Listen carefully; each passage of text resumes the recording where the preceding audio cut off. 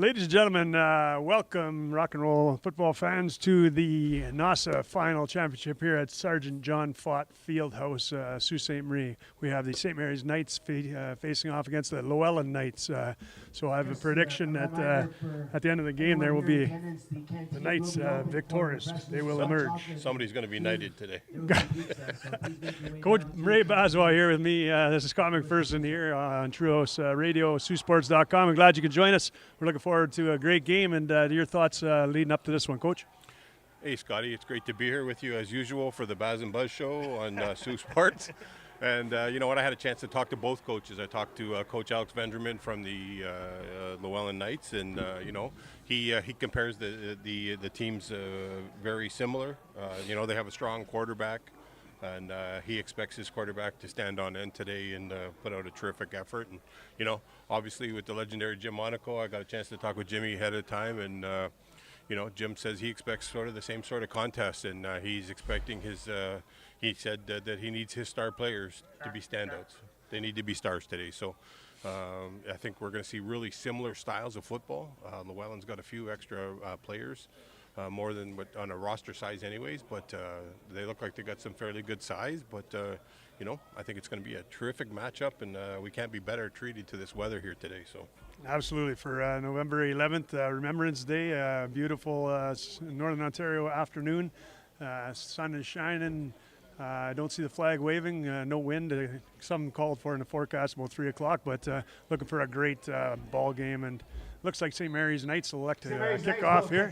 They've been trying that onside kick, Coach. You see that as a start here, and you want to pound it deep and make the Knights ramble a low distance? Personally, I would be pounding it deep, and let's see, make them work the whole field. But, you know, to whoever the specials coach is, it's going to go from there. And Vecchio pounds it deep to number 7's field at about the 18-yard line. Looks like number 7 will bring that back, and nice pop by Kian Derboka, but nice return out to the 35. Couple of quick shout-outs. Dylan Monaco down playing for Bishops today in their championship, and you know, and another shout-out to Mr. Monaco. I know you're trying to watch both games, but shout-out to you. Hopefully Jimmy can bring this one home and add another trophy to the Monaco family. And also featured in that game is another Sioux boy, Hunter Musso. So a big shout out to Chad and Kim, who are down there watching their boy. So it's the Gators versus the St. Effects. Is the Axemen? Either way, we're going to have a Sioux contingent in the Yates Cup, I believe, next week. So number 7 carries the ball. Nice stop by Vecchio. Ball's loose, but 7 rambles it in. Looks like a small gain on the play. By number 2. Yeah, you know what? They're trying to stretch the field out and trying to get a feel of where they're going to go with this. So definitely trying to see if they can establish the run, and then they're going to hit the air. I would imagine they're known for their passing as well. It's a pretty prominent passing attack based on some of the material I read out of the Sudbury media. So. Yeah, Carter Sagal with the carry there. He also had the kick return there, so he's listed as a wide receiver. Imagine lots of speed for number 7. Second 10 coming up for Sola. Sola rolls it out, flag on the play, looking to throw. Nice ball, man's wide open. Number 7, there's Sagal again. I'm pretty sure that's coming back, Scotty. It looked like he was over the line when the ball was snapped, so I think that's going to come back. And that's exactly what Coach Venderman wants to start off with on offense in terms of stretching the field, and it looks like the Knights are caught off guard there with that one. And Scotty, I want to make a little bit of a comment here.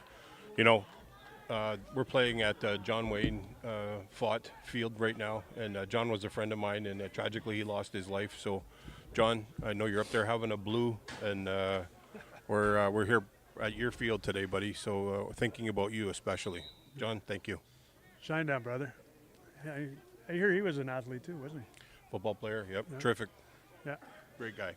So nice tribute to playing at his field on a special day that is today, November 11th, Remembrance Day. So lest we forget as we enjoy this fantastic football game. Sola back on 2nd and 15. Had him tackled in the backfield, but scrambles loose, picks up about 5, and that'll bring up 3rd and 10. So probably a punting situation. Yeah, Marcus Palumbo was right there in the backfield, but you know, quarterback Sola was giving the old shake and bake there, and he got away from him. So I think that's going to be something that the D coordinators it's going to want to make sure that they're wrapping up and tackling properly and holding them and definitely steering them into where your support is too, right? So absolutely. Looks like Jaden Trudeau, number 14, back to receive the punt. Looks like Sola does the duties for kicking, so busy guy, number 1 here, starting quarterback, and back to do the punt. St. Mary's Knights will have to stay home in case there's any razzle-dazzle here, but early in the game I'm expecting there to knock it back to Trudeau. Nice little punt. Trudeau's got to catch it on a hop and takes a beautiful Lellan bounce, but Trudeau magic back there as he looks to return something, just needs a couple blocks. There's one from Derboka, he gets the corner, he's going to turn it up. A nice big block there from the Lellan Knights. And Trudeau takes it out past the 50 to about the 51-yard line. So a nice return. Well done for a nice return. And, you know, that ball got kicked out of coverage. And I think they had a hot a hot player to the ball. He was behind the kicker, and he could have went and got that. So it's good that for St. Mary's that, you know, Trudeau was able to pick that up and get back to the 50 and give them some great starting field position here. Almost looked like in slow motion there with the way he was running and laboring out to the wing, but set up some nice blocks there, and it actually was quite effective. So Matty Tucker back after an off week last week, played but was working through some injuries, so nice to see him back. And St. Mary's Knights look to be healthy this time, using the freeze there, so they're going to do the dig play here. Matty Tucker, number 8, takes a snap. He looks to throw, changing it up. He's going to have to run this one. Everybody covered downfield. Nice gain of about 6 yards there. So out to the 55 to the 56-yard line. Yeah, some great coverage there in the secondary from the Lellan team. And, you know, they forced Tucker have to tuck that one and run. So nice adjustment by the offense there to, you know, recognize the coverages and switch to a passing play that turned into a run. Gain of 6 on the play. 2nd and 4 for your St. Mary's Knights.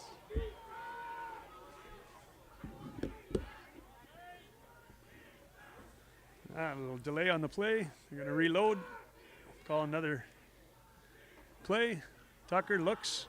He's got man open. Pass complete on the far Looks side like to Nate Carter. Nate Carter with the catch, and that's enough for a first down. That'll move the sticks. Yeah, easy pitch and catch there. Carter just ran, Let's get you know, for a St. Mary's just Knights straight first up down. and 10-yard out, and boom, it was on the money and first down. And it's hard, too, with these two teams facing. They haven't seen the Sudbury team all season. Obviously, getting out of the Sioux loop is a little tougher, and their battle against Cora was a great obstacle. They don't know too much about this Sudbury team. I'm sure they're a great team and advancing out of their district, and there'll be a lot of new faces here. So the 22 is Blonda on the carry there. Just want to point out, too, that I was told before the game this is the first trophy, NOSSA trophy was given out in 1923, Scotty. So it's a long time. 100 years. So a lot of history in this Poupor Cup, but we're battling for as they go to Trudeau across the middle. He has to reach back for it. Still on his feet. Just needs one block by Tricarton. He's going to get, the hands to the face there, so that'll come back. But after the first down, Trudeau's out of bounds about the 7. Going to be 1st and 10. What a shame that he couldn't hold on to that. Yeah, interesting to see what their call is actually going to be there, Scott. It's well, he had a hold of the defender had a hold of the jersey, and you know, and then plus the tackle. So we're going to see. It's such a fuzzy rule there. A lot of gray area there where they're not allowed to hold the mask, allowed to push on the shoulder pads, but usually as soon as there's contact on the face mask, it's a tough one for the referees to deem. So we'll see what they got. Face mask on the offense. Face mask offense after the first down. They'll mark the forward progress and then move it backwards, I believe. Yeah, that's how it's supposed to be done, Scott. And that'll be a 15 on that one. So it'll be 2 steps forward, 1 step back. Still a nice gain. So it'll be 1st and 10 First down. St. Mary's Knights. First down for the Knights. Yeah, on the 31-yard line. So if you're just joining us, thanks for joining us on Saultsports.com. We got the St. Mary's Knights marching, your home team. I'm glad to bring you this Wendy's Team Essentials, Doritos, Pepto-Bismol, Jack Link's, Napa Auto, Miss Vicky's, Chick-fil-A, CarQuest, Little Caesars, Saultsports, Ruffles, Ben & Jerry's, Bud, Nike, BioSteel, Remembrance Day Clash on the Hill. As Tucker goes up to 22 with a big throw to Blonda into the 1 yard line. So out of the backfield, Blonda runs a route and a beautiful one to haul that in at the 1 yard line. So in the red zone. Yeah, you know what? That was something I hadn't seen all year. Something out of the backfield. Usually Blonda's been doing the running, and they threw a nice little play and changed him up, and that's something that probably Lellan didn't see in game film ahead of time. Yeah, and we haven't seen that all year with Blonda running usually in the middle up the hard yards. That was a nice little route. Probably leaked out and was able to find a little spot in the defense. So here we go. McPherson has the ball and he's going to ramble in. And 81 TD Canada Trust in Jack McPherson. Outstanding play call there, and McPherson walked in pretty much untouched. And there's another benefit of or disadvantage for Lellan not having seen a lot of game film on the nights because, number 8's usually the man under center, and obviously McPherson lined up there for the snap, so they probably weren't even able to pick that up. Yeah, your son looked pretty comfortable running that one in, Scotty, and I'm pretty sure we might see a little bit more of this stuff going on today. Nice work by McPherson to score.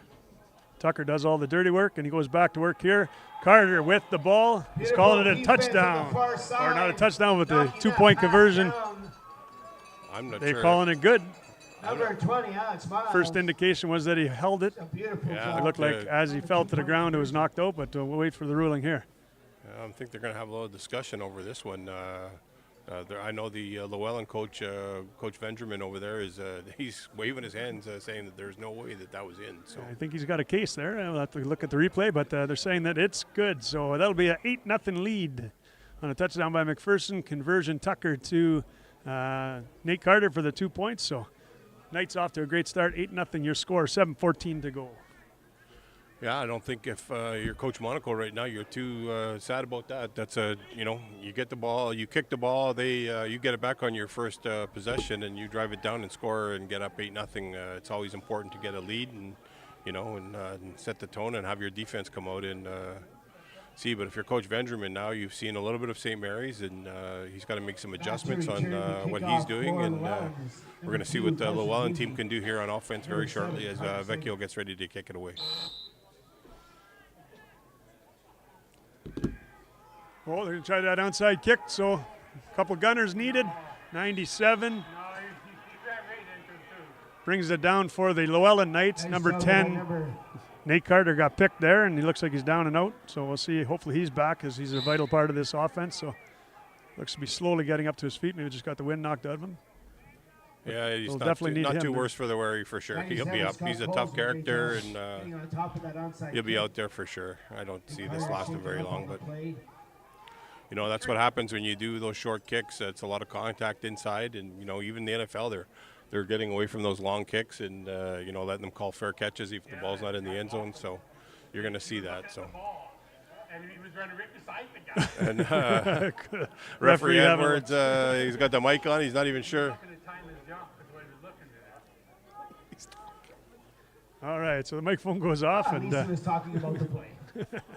all right. So if you're watching at home, and it was a referee who had his microphone on. He was giving the play-by-play. So after my job and yours, Baz. So we're gonna have to talk to Coach referee Edwards about that. But the Knights take over a nice spot at their 51-yard line. So let's see if number 1 Sola can march his charges down the field. Looking to pass again, and there's man wide open. Pass intended for number 13. Nice job by Ajuma to come over. Number 11, pass intended for Jonah Gibson. Yeah, Gibson looked like he was just a little bit not on the same page as Sola there. Sola threw a great ball. That was a bullet, and Gibson there was trying to make the catch, and just got turned around a little bit. So I'm not sure if he was supposed to run that to the outside. He was definitely right up the hash mark there. So yeah. Knights looking a little suspect on the secondary. They haven't faced a lot of passing teams this year, and those routes have been open, so they're going to have to shore things up on the Maroon side here. And it looks like an offside there, number 44, or 74 rather. Jumping early, but well, they blew that dead pretty quick. I was surprised. So it's got to be maybe a draw from the white. Donnie Chow in there with the flag, referee Chow. Procedure offense. And Second down repeated, 5 yards back. as you said, 5-yard penalty, offense, offside. I really didn't see the Lellan person jump there. I don't know, maybe it might have been a ball snap infraction, but two of the St. Mary's defenders made a half step in, but Ball start on the offense. 5-yard penalty. we're going to see Still second down. a readjustment here from Lellan. And brings up 2nd and 15 from the 46. Sola back. In shotgun, rolls out. He's got pressure, 99 coming. Matheson Sola back to pass. overthrows Pass number incomplete. 2, Tender Carson number 2, Husey. Carson Husey.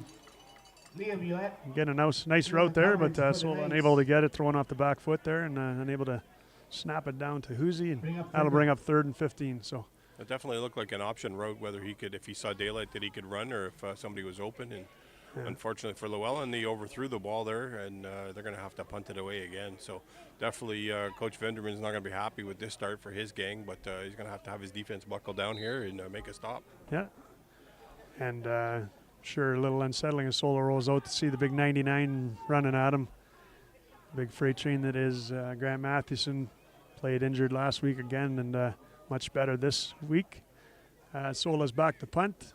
It's up in the air. Looks to angle it outside to the sidelines.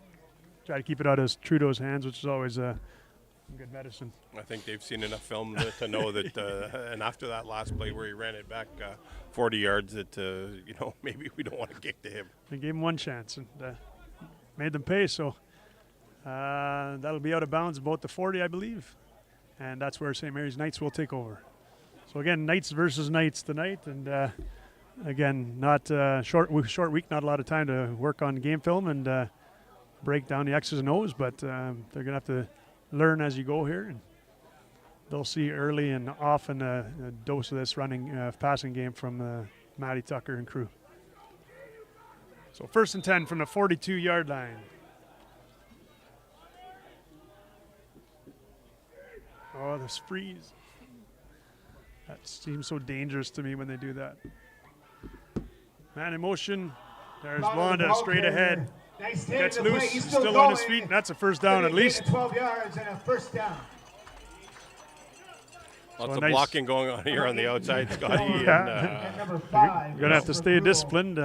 In on the tackle for the This McPherson fella here, a little wily like the old man, I think. So bro. better be watching. No sense getting a penalty on that. I know Coach Monaco stressed with his team this week that, keep the penalties down to a minimum. Both of us ate a little broken glass this morning to get fired up, ready for the big game. Channeling our Richard Monyu from days past. And Tucker calls his own number. Tucker 5 or 6 rambles yards. forward on first down. About a gain of Forced 6. out of bounds on the far side by number 5. Good smart to get out of bounds there. And Matty Tucker likes to turn it up and take on tacklers, so he's got to remember the long haul here. So picking up 5-6 and then getting out of bounds.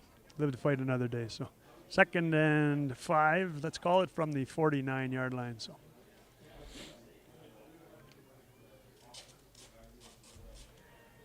Lutzi in the backfield with Blonda. They also have Harley Wardell, who's no stranger to running over things this week. So we'll hopefully see him, number 13, another weapon on that side as they throw it to Trudeau.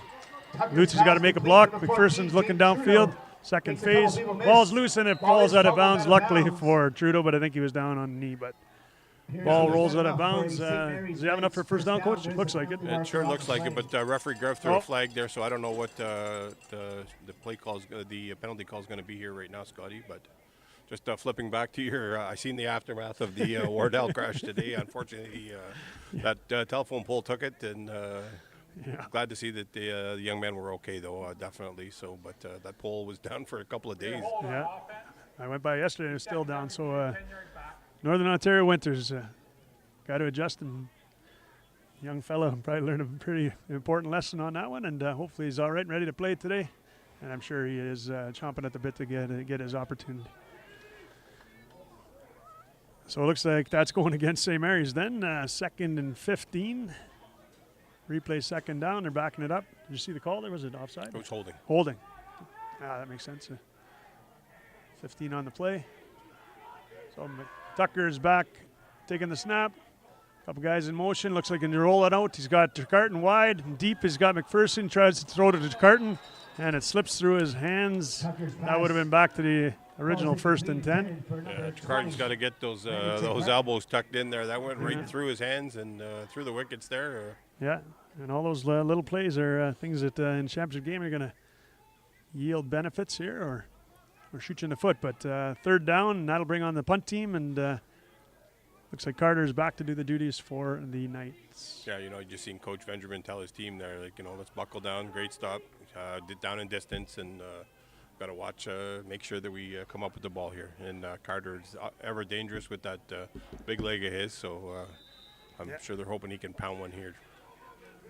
For those of you watching from the comfort of your couches, this is the Knights versus the Knights, so I will explain that the maroon, the dark color, is the St. Mary's Knights from the Sioux, and the Beautiful kick Lellan by Knights Kyrie. wearing the Return white on the far side.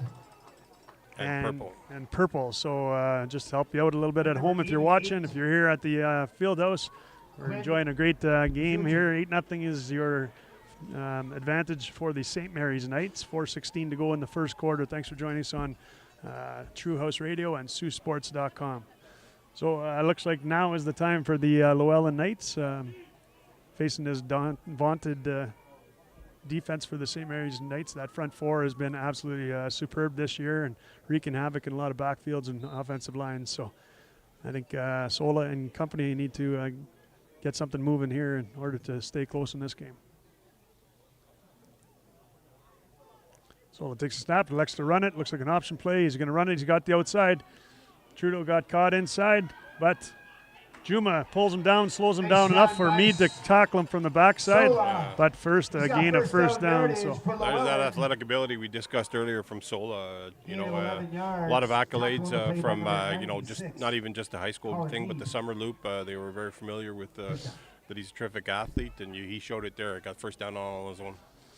yeah, and of course he played versus SaberCats, and he actually led them to their win again against them last year against these Sioux SaberCats, and I think that might have been the only blemish on their record that year. But a nice start for Sola here, gaining 11 on the play, moves it to about the 36-7 line, 1st and 10. Oh, nice job by Tricardin to shoot through and make a stop, or at least hold up, wait for help from number 40. And that's Noah Boyer with the stick. Gain of a few yards. Gain a few yards, maybe 2 or 3, bring it up 2nd and 7. They only gave him 2 on the play, so that'll be 2 and 8. Boyer in on the tackle. I was surprised. I thought 88 there, Mashushkin had enough there, but to get 3, but they must have marked him out of bounds were his footsteps. So he didn't. He was reaching forward with the ball. I thought he had a little bit more than that, but Hoosie was trying to block for him, and it didn't work. So Sola back in shotgun formation, balls down, hits the deck. Sola picks it up. Nice composure to get outside, and he's rolling. He's going to have to run this one. 4, 2. Oh, he ended up throwing and almost picked off by Nate Carter. I thought he'd been over the line of scrimmage, but a nice job there to get the ball downfield. Would have been a loss or a short gain anyway, so nice to throw the ball and was able to launch it out of bounds away from Nate Carter, an interception. Credit to the St. Mary's defense. They're making things difficult for the Lellan Knights, and they're punting again. So I'm sure Coach Vendramin's going to have to have a couple of looks at what's going on and change things up a little bit, see if he can get his offense rolling. But defense is going to have to punt this one away right now. And St. Mary's Knights roll in some substitutions for the punt return game here. Jaden Trudeau back to receive, Sola to punt again. So a lot of the familiar names here. Getting lots of reps early in this first quarter. And they kick it to the angle it to the sidelines. Not a great kick. Out of bounds about the 51-yard line. So. Yeah, and that was actually Carter back for the kick. Trudeau wasn't on there, Scotty. Was that Carter? Or Trudeau, sorry. Yeah. And, interchangeable really, 14 or 10. Lots of speed, great returners, both of them. So well, it was a smart play on the St. Mary's defender there because they had that the hot receiver, the hot player, I guess. It used to be hot receiver, but, he was behind the kicker, so he could have recovered that. And that's what I think that they were going for, but they only made that about 15 yards, and they're giving St. Mary's the ball back on their side of half here. So It's unfortunate because Sola tried to delicately place that towards, angle it towards the sideline and end up not even getting his leg into it. So I would have much rather seen him punt it deep away from Trudeau, but looks like they're going to go vertical here. No, hand it off inside. Play is to Blonda. He's got the outside. All he needs is one block from Carton. He's going to get outside and turn it up for a couple more. Out of bounds about the 34-yard line. But not before a St. Mary's first down. Great run by Blonda, but even just as good of a tackle there by Jacob Thorne, number 8 for the Lellan Knights. And while we're at it, might as well thank all of our friends from Sudbury that made the drive 3 hours north here to, or west, I guess, to come play. We're glad you made it. Thank you again for Costco, and hope you enjoy your weekend here. And safe travels to all our Sudbury fans. All right, Tucker under center, 1st and 10. Or not under center, but it's shotgun. Hands it off to, who's that? That 31? Yep. 31 is the call. And that's Harley Wardell. My apologies, I said he was wearing 13 earlier, but 31 is the call. Looks like we're going to get objectional conduct call here. Referee Greves letting referee Edwards know. We're going to get the call. These Knights should, or St. Mary's Knights should be used to or be aware of the tendency to draw flags here, so they're going to have to be disciplined, and nice gain on the play, but that'll be moving backwards. So, my apologies. Apologize a lot today. That's a hold against St. Mary's, but regardless, it's going to be moving backwards. Just the amount that it came out a little bit later than normal. Yeah, it looked like it was thrown after the receiver was down, or the running back was must have been trapped in referee Greves' pocket there. He couldn't get it out. So caught it on some bubble gum here. So that'll be 1st and 20. So St. Mary's Knights dig themselves a little hole and shortens the playbook a little bit. Might see them go vertical. They got all kinds of weapons here. Trudeau, Carter on one side. We got Carton, McPherson here, and in the backfield, Wardell. Tucker rolls out. They're doing the screen. Wardell's open. He's going to need some blocks. 95 looks downfield. But nice job by the Sudbury defenders to limit that gain to about 5 yards. So. Yeah, terrific tackle there by Lucas Mullally. He wrapped him up tight. And number 8. We're going to go 2nd down in about a country mile here. 16 yards, I think, Scott. So. And that was interesting, too, because that ball just sailed over that defensive lineman charging forward, just able to connect to that screen. But that could have been a risky play had the big man reeled it in there. 58 seconds, inside 1 minute in the first quarter. 8-0 your score for the St. Mary's Knights leading. So 2nd and 16, another long and distance play. Snap is good. Tucker takes the ball. He's going to step up in the pocket. Now he's going to roll out. He's going to get away from pressure. He's looking downfield. He's got a man. He's got 22. Blonda. Looks like Nick Sola there was right in the perfect spot to defend that easily. So. And Knights throwing a few different wrinkles at it. We haven't seen that backfield, downfield all year, or not often anyway. So maybe throwing in a few new plays, and looked like Tucker well covered by the Sudbury defense, but that'll bring up a 3rd down. So you think Carter has the range from here with a big bounce, get it in the end zone for Rouge? Got a little wind at his back now. The wind's picking up a little bit. He's picked up some pretty long ones. It's going to depend, whether they can get it out. But that, it's at the 41 back. Got to be back about 8-9 yards at least. It'll be a pretty big bomb for him to kick that one into the end zone. So, all right, Nate Carter, I triple dogged there. Here we go. 37 seconds to go, 8-0. Coming up on the end of your first quarter. Knights, St. Mary's Knights leading. That's going to get me all day.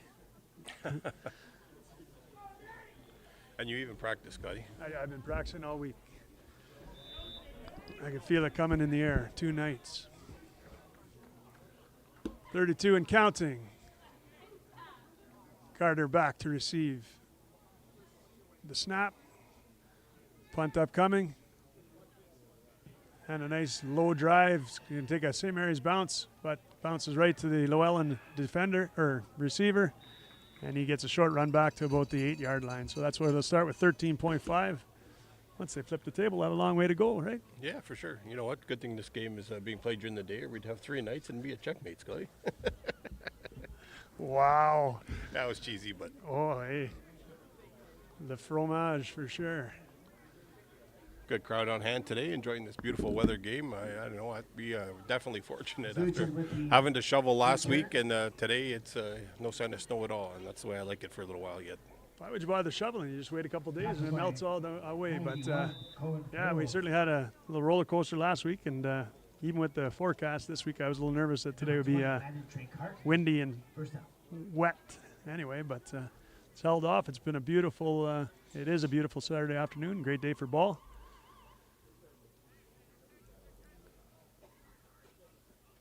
And Sola takes a snap. Last play of the first quarter, barring penalty. Oh, and numbers. Sola's pass intended on the far To number side. 2 to Husey, I believe. Yeah. Just a little overthrown, and Husey might have just jumped a half a second early there. It looked like he'd tried to climb the ladder just a touch early, and that was a nice thrown ball by Sola. So Yeah, he put it where the St. Mary's defender couldn't get to it, and his player got both hands on it. He just wasn't able to bring it down. So, you know, we're flipping the dish here, and then we're going to go in the other way and see what's going on. all right, so while we do this and wait for the referees to set up down at the north end of the field, I want to send a shout out to Randy Parlow, St. Mary's legend, retiring this year. Does his job as bus driving and coaching football, and was a coach way back in the days when I was playing back in late 80s, and he started along with some of my cohorts back then, the Babaloo, which is the famous chant. So big shout out to Randy and June watching the game, cheering on those nights. And 35 years ago today, Matt McGregor, Darren Falcioni, Pat Nardini, Sean Burns, Chris Roy, Lisa Bradford, Alana Boyer, and others in my graduating class started that Babaloo, a tradition that's continued on for 35 years. And great to see old Randy, and maybe he can come out back in the end zone after the game and do one last Babaloo here on home turf before he retires. So congratulations on a great career, and thanks for the memories. Take care, bud.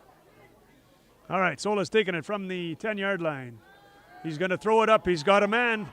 The man's wide open, 85 complete. Beautiful pass. Brought down by complete. number 20, It but has not after a fallen. nice It little hits gain the there. turf. Tricarton on the cover, 85. Beautiful pass by Sola. Jaden Delaney on the Intended catch. for number Yeah, you know what, 85. Scott?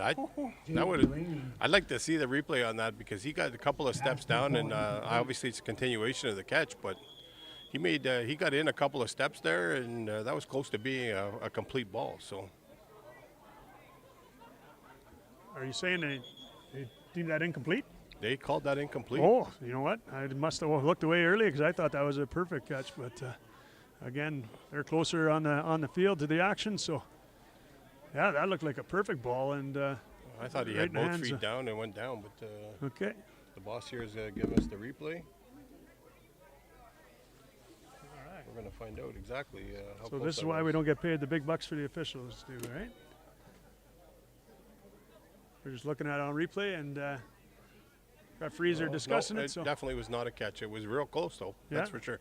Thanks for our boss, Shaw, today, Shaw Houselander, and giving us the actual replay live and in front, and we were able to make the call. So the officials made the right call on the play. Number 85, Jaden Delaney, with a nice adjustment to the ball. I thought he had enough to bring it in, but appears not, and that'll bring it to third down. yeah, the referees are just doing a little clock management here. The clock hadn't stopped, and they couldn't get the button to stop, so now they fixed it. All right. Referee Condon acting as the official time clock operator today. So All right, so that'll bring up third down. Looks like Sola will be back to punt, and they got number 12 as their gunner here, Ove Ferreira McGibbon. So St. Mary's Knights will have to watch for him as number 1. Takes the snap. He's going to punt it away, and gets a big boot off here. It's going to bounce at the 35, takes a Lellan bounce, and Carter's wise to jump on it about the 55-yard line. So splitting the field.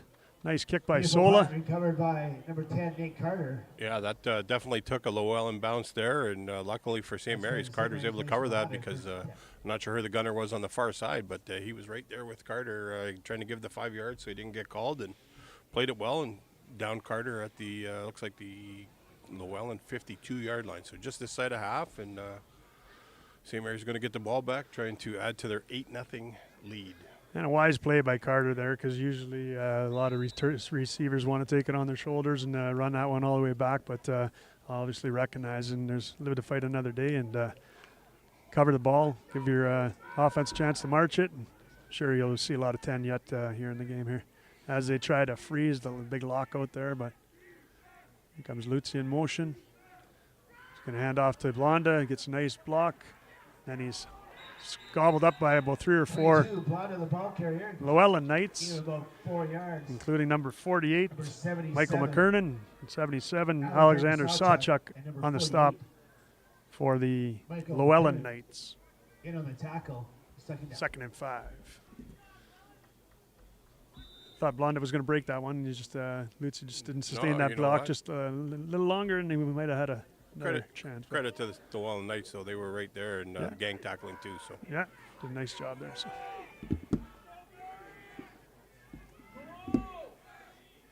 All right, Tucker on 2nd and 5 takes a snap. He's alone in the backfield, and he launches one. He's got Carter, number 10. We said, nice play to break it up by terrific defensive play. Intended number for number 4 10, now. Carter.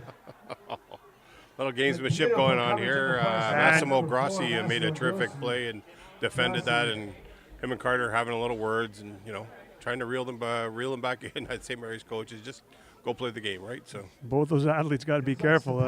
Chest bumping and a little bit of theatrics there. We got to lock that away. And 3rd and 5 is your call. Beautiful job by Grossi to break it up, though. So. well, Carter's going to get his chance to revenge here. They're at the 41 now, or sorry, the 46, and I don't think the Lellan player here, number 3, has given him enough credit because he can if he catches one, he's going to definitely make it that deep. So he's back at the 52, and it's a direct snap, and they're trying a little shenanigans, if you will. Wardell's got to get to the corner, and he's brought down by number 77. He thinks he's got to stop, but that'll give the first down, and that's going to be worth a flag too. So I disagree with that call, Scotty. He had him grabbed all by the numbers. There was no top jersey pulled there. yeah, we'll have to talk about that and determine whether they agree on the field, but the flag is thrown. Number 77's got to be careful too. He did a little gesture. 15-yard point. Horse call or first down. I So do not agree with that penalty whatsoever. He had a hold of the whole jersey there.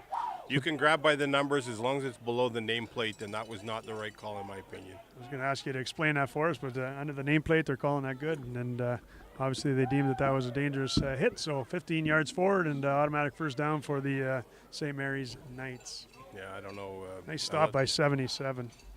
Alexander Sawchuk. Yeah, you know what? He made a great play on that did. from the shenanigans that St. Mary's called. And, Oh, shenanigans. well, to my son up in Wawa watching there, we're calling the shenanigans down here, just so you know. You coined a phrase here. All right. So it looks like another conference here with the referees.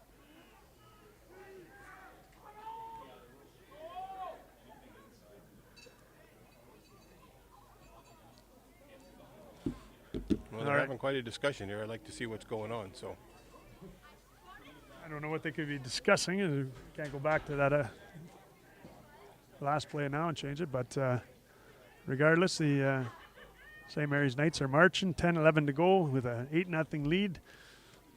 Thanks again for joining us on Saultsports.com. Got the referees walking here.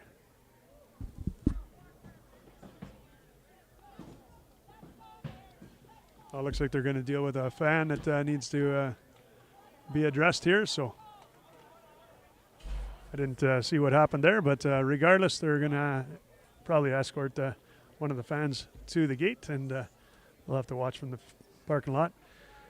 10-11 to go, 8-0 your score.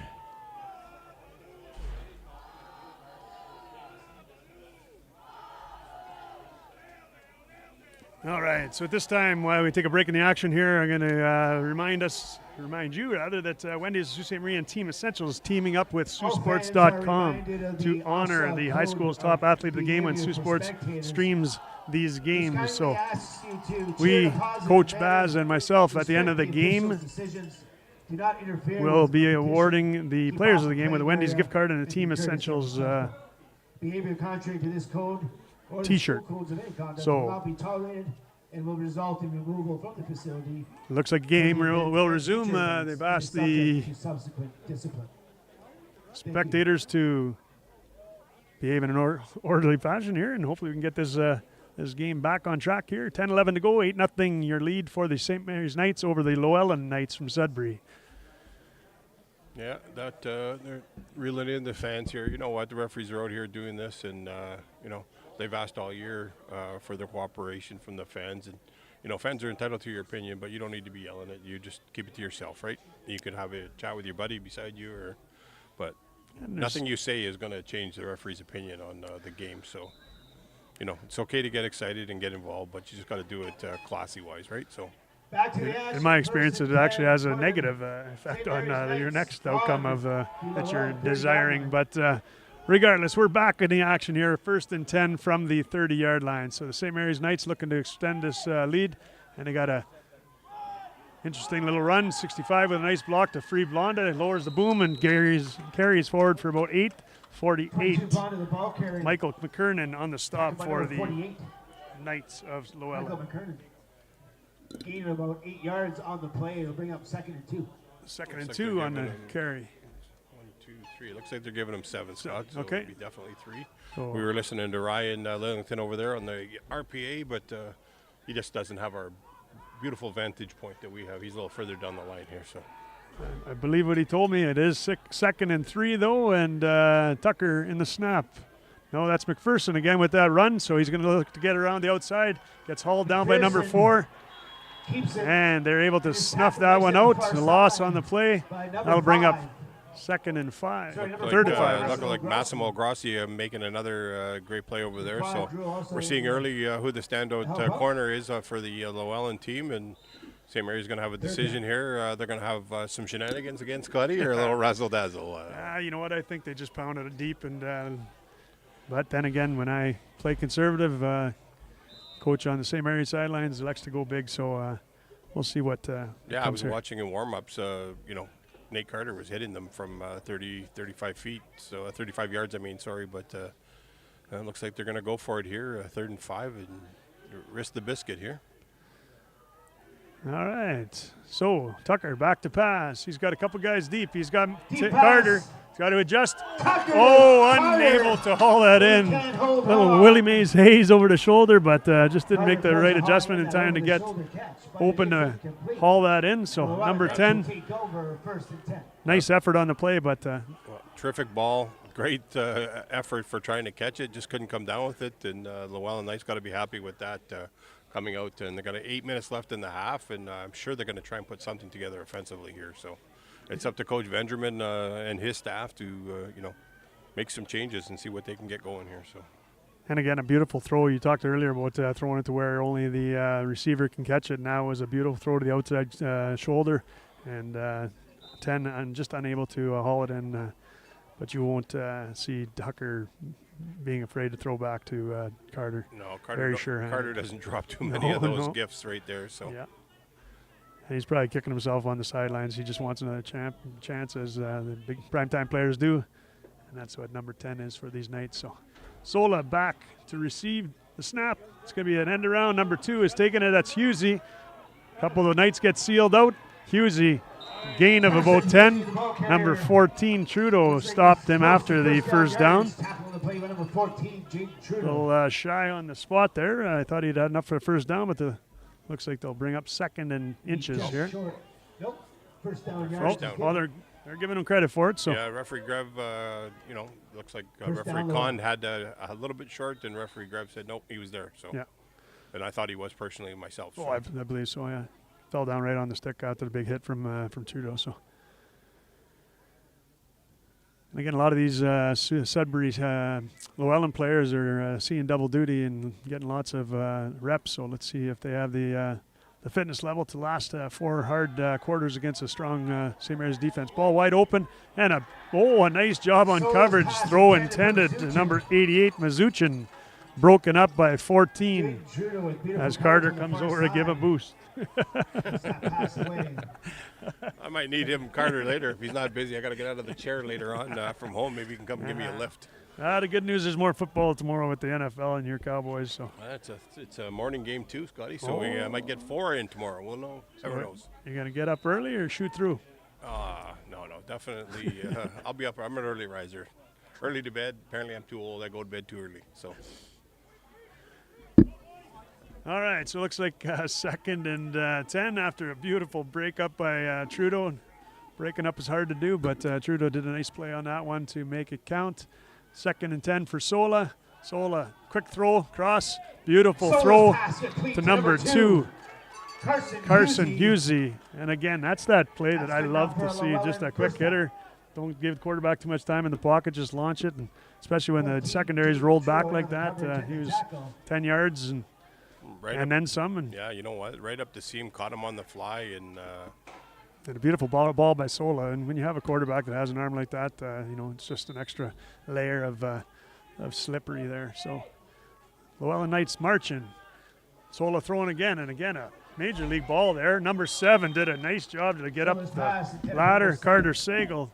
A nice attempt on that ball, but nice defense by Trudeau as well. Looks like there'll be an injury on the play, and Sagal's down. Probably jammed a finger by the looks of it, but we'll have to wait and see. Just Carter doing his best welcome wagon impression there. yeah. Very sportsmanlike today. You know what? I got to cut it to the Lellan Knights offensive line. They're giving their quarterback some time to throw the ball. Obviously, St. Mary's is missing their stud defender, DeValentin, today, but on a whole, Solo's getting lots of time to throw the ball. So, he's got to make sure these guys are getting open. He's trying to pick on on Trudeau, Jaden Trudeau over there, and Trudeau's one of the more stout defenders as a corner. So, might want to get picked and trying to get a mismatch there from the interior. Somebody out of the slot area. Yeah, it looks like Carter Sagal's limping off there, so it wasn't a jam finger, but looks like something knee-wise, but he's going to be back in the game. Take a couple off and come on back, and they're going to need him on offense here. Carter Sagal, number 7 for the Lellan Knights. All right, we're looking at 2nd and 10 here, according to the Sticks. Got all their albums. You probably don't have the first one, though, 'cause you weren't old enough. That's an 8-track. and can I borrow it? Yes, you can. And your 8-track player? Or is that still in the Chev? Oh, no. Oh, and it's an offside tough break for the Lellan Knights there. Number 83, just a little too eager. Byron Nelson. That's going to move him back, and it'll be 2nd and 15. Yeah, that's just a miscommunication there on the snap count. The rest of the guys all froze, and he didn't. So, if he was on the ice there, I would have said he maybe caught a toe pick there because he tried to dig the old cleat in and the toenails, and it just didn't work out. Yeah, it's that turf slips you every time. Anyway, 2nd and 15. Your Lellan Knights marching. Sudbury trying to draw back. Nice ball. It looks like it might have been tipped, but thrown out to 13. 13, Jonah Gibson passing incomplete. That'll bring in 3rd and 15. So I'm expecting a punt here from midfield. It's a long way to go for it on 3rd down, especially when you're down 8-0. You don't want to give St. Mary's that great field position with this offense moving. Yeah, but having your star quarterback as your punter does give you option. Reminds me of the old Danny White Dallas Cowboy days when he punted and was quarterback. So it's somebody's got to do something to turn the tide and gain some momentum. And I wouldn't be surprised to see Lellan soon try and come up with something. They've been trying with the hot gunners here and trying to get them up over in front of them. And so I don't think they're going to kick to Trudeau again. Sola's back. Another average kick. Trudeau's going to catch on the run, but ball's loose, and looks like Lellan Knight has it. Number 96 still running for the end zone, but they blow it down. Yeah, I don't think they gave him enough yards. So Cale Perpick with the reception or the fumble recovery, but flags are down, and it'll probably be a no-yard situation is what you're going with. Yeah, if referee Maniaco was in a gunfight, he would have been shot dead there because he he threw that flag so late. It was the right call, but he was a little low on the draw. So Down back at the OK Corral there. You're going way back, aren't you? So 5:44 to go. Your St. Mary's Knights leading the Lellan Knights 8-0. Thanks for joining us on Saultsports.com, True House Radio. First down maroon. First down, Maroon. And it was the no yards? Yes, it I was. didn't hear the call, yeah. Yep. Okay, so they'll pick up their flag. St. Mary's will take over on after the punt. We'll move the ball forward to the 52-yard line. While I wait for the offense to ramble here, I just want to shout out to Mark, Candace, and Drake in San Jose del Cabo, sitting on the beach watching the game. And shout out to Sam and Nellie wrecking the joint down in Browns Island. So act your age, kids. Where's Uncle Muzzy today? Is he listening in from London or on a Muzzy's- road trip? Muzzy might even be on the way to come. He might surprise us with a quick visit. It's only 7 hours up to Sault Ste. Marie, but I believe he's probably at the rink with Maya. So big shout out to Ella, Maya, Mel, and Mike in London. So always on the run, always interested in what's going on here. So shout out to the gang and all the Lakeway Trojans out there. So I talked to Mimo Capello this morning via Facebook and saw his brother Ben all the way up visiting from Barrie. Wanted to wish Mom a speedy recovery. Nice to see the old boys. As Tucker throw is complete to Trudeau. Trudeau is all alone. He's got to get a block from Chicarton. Gets out of bounds about the 44-yard line. Play by number 3. Wow, he got away with that one. Yeah, that was a little cheeky. Yeah, Trudeau with a nice first down catch and run. dumping the ball on his head. Referee Con let him away with that one. Wow. Yeah, not the ultimate in sportsmanship on that play, but nice first down, and that's what he's paid the big bucks to do. So nice reception by Trudeau, and enough for the first down to about the 44-yard line. So I'm sure we're having a little conference here. Is there some kind of penalty going on here?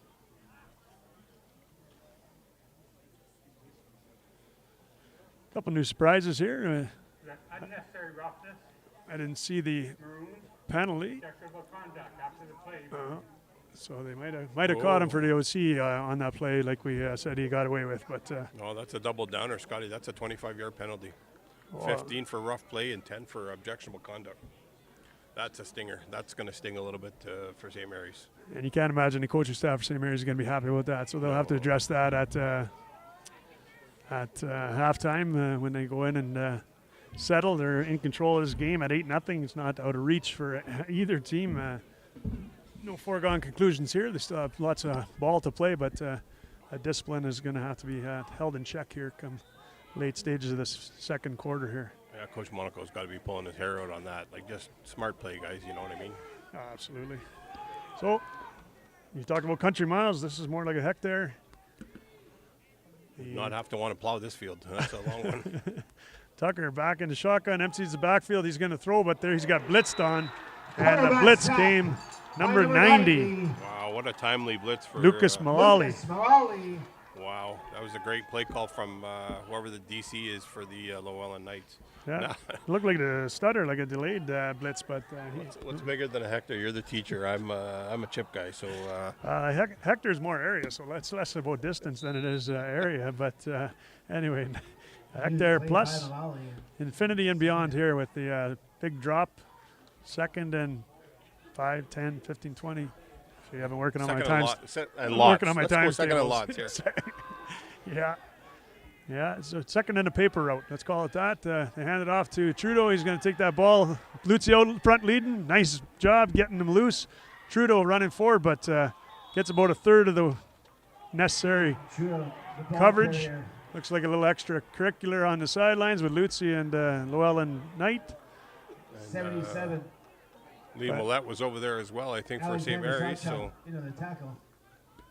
Sachin on a stop for the Knights. looks like got the ball spotted here. It's still back. We're back from the Hector to the country mile. So Yeah. this is definitely should be a punt scenario. They got Carter back deep to give the punt away here. So Yeah, it'd be a bold move to a trick play here, but well. It's with Carter's leg, you want to give there's 3 minutes and 20 seconds to go. You don't down in distance, and you want to make sure you're giving them the ball back deeper than just And the good news with 3-down football, you can easily get that ball back, and both teams having all their timeouts remaining, I believe. That's a boot as Carter launches it. Big bounce, picked up by number 3, Adam Scott. Adam Scott nowhere to run, has Mead chase him down, but they're not wrapping. Those St. Mary's Knights are getting first hand on the ball, on the tackler. And there's another undisciplined play by Blonda. Let's hope he doesn't get a flag on that, but I think nothing flying there. Teams are starting to get a little physical with each other, and there's a little bit of excess play going on, and there it is. They just, it was going to come to a point where they're going to have to settle it down, and referee Greb just, objectionable conduct definitely. And I'm just not sure on who. He was having a conversation with the St. Mary's bench as well, so, they got to reel these guys in and get back to playing football. It could be a costly mistake is going to be hurt your team bad. And especially in a close game, right? Going to give it to White this time. So White with the march back after the penalty. So they'll be deep in their territory and have to go a long way in 3 minutes to even the score here at 8. Yeah, well, with Solo's arm, and I haven't seen any of his wideouts catch the ball and run away from anybody yet. So, that's what they're apparently how their success went this year in the Sudbury district. So, yeah, and it's always they see them establish the run, but they haven't established that run just yet. So maybe go to the bag of tricks. I think, like I mentioned, with 3 minutes to go and deep from the 15-yard line, they're going to have to air it out. And looks like number 2 is in there, Husey at quarterback. So maybe number 1. Number 1's in motion. Husey takes it. He's going to need a block. Turns it back inside where there's nothing but maroon shirts.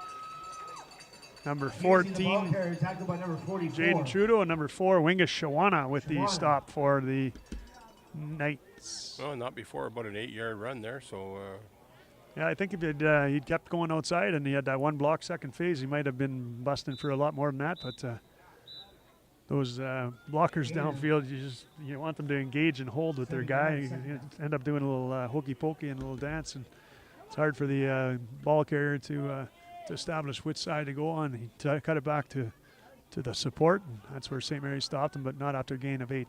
There's number 1, and he's looking. He's their biggest weapon. Arms, now legs, brought down by number 11, Juma. But beautiful run by number 1, Steven Sola, out to the 43-yard line. So terrific run by that elite quarterback Sola for the Lellan Knights, and getting them almost to the 48-yard line in 2 minutes and 30 seconds play. So lots of time, obviously, in Canadian football for the 3 downs. And I didn't know that Sola was known for his legs. He just showed it there. He's got some great speed and got away, and some escapability. And I think he's almost as fast as me, Scott. Well, let's go to the video. So enjoying a great game here. 2:30 to go. 1st and 10 from the 47-yard line. So nice spot for the Lellan Knights as they continue this march. Looks like Sola's going to throw. And a beautiful tight shot. He's got number 7 just outstretched past his hands. Carter Sagal had his hands on that ball for number 7 for Lellan, and that was just on the money, and he just couldn't hold on to it. So if I'm number 7, I want to stretch out and dive for that one, but just a little overthrown, but a beautifully thrown ball. Sagal wide open there, and they've been wide open on some of these routes, and the ball's been there and delivered every time. So, well, it looks like timeout called here. I imagine it's Coach Vendramin for the Lellan Knights. He's got to try and dial up something here. He knows that there's 2 minutes left, and he really doesn't want to give St. Mary's the ball back here before the half. You're down 1 score, and you want to try and narrow the gap a little bit. And we're going to see just another reminder what he's got on the play call list there, and see what he comes up with. Maddox Terrian, number 51, going off with the trainer, so they'll sub in for him. And like you said, 2:25 to go, lots of time, 2nd and 10. We'll see what Coach Venderman dreams up here, and he's going to need at least 10 to move the sticks. But like we mentioned, in this Canadian football, you got lots of time, or 2:25 is an awful long time to march half of the field anyway. Just a shout out to the Lellan water boy there. He might be the youngest water boy I've ever seen in the high school loop here, but he sprinted out there. He's got some Jets future Lellan player there coming up, I think, for sure. Perfect. We'll see if we can get his name. And just a reminder to our Sudbury fans, if we're mispronouncing any of these names or if we have some wrong jersey numbers, be sure to just let us know at Saultsports.com and we'll adjust it on our rosters. And, oh, nice ball. Sola. Pass to number 88, Quinn Mazuchin. Gets out of bounds, gains a first down, stops the clock, and 2:19.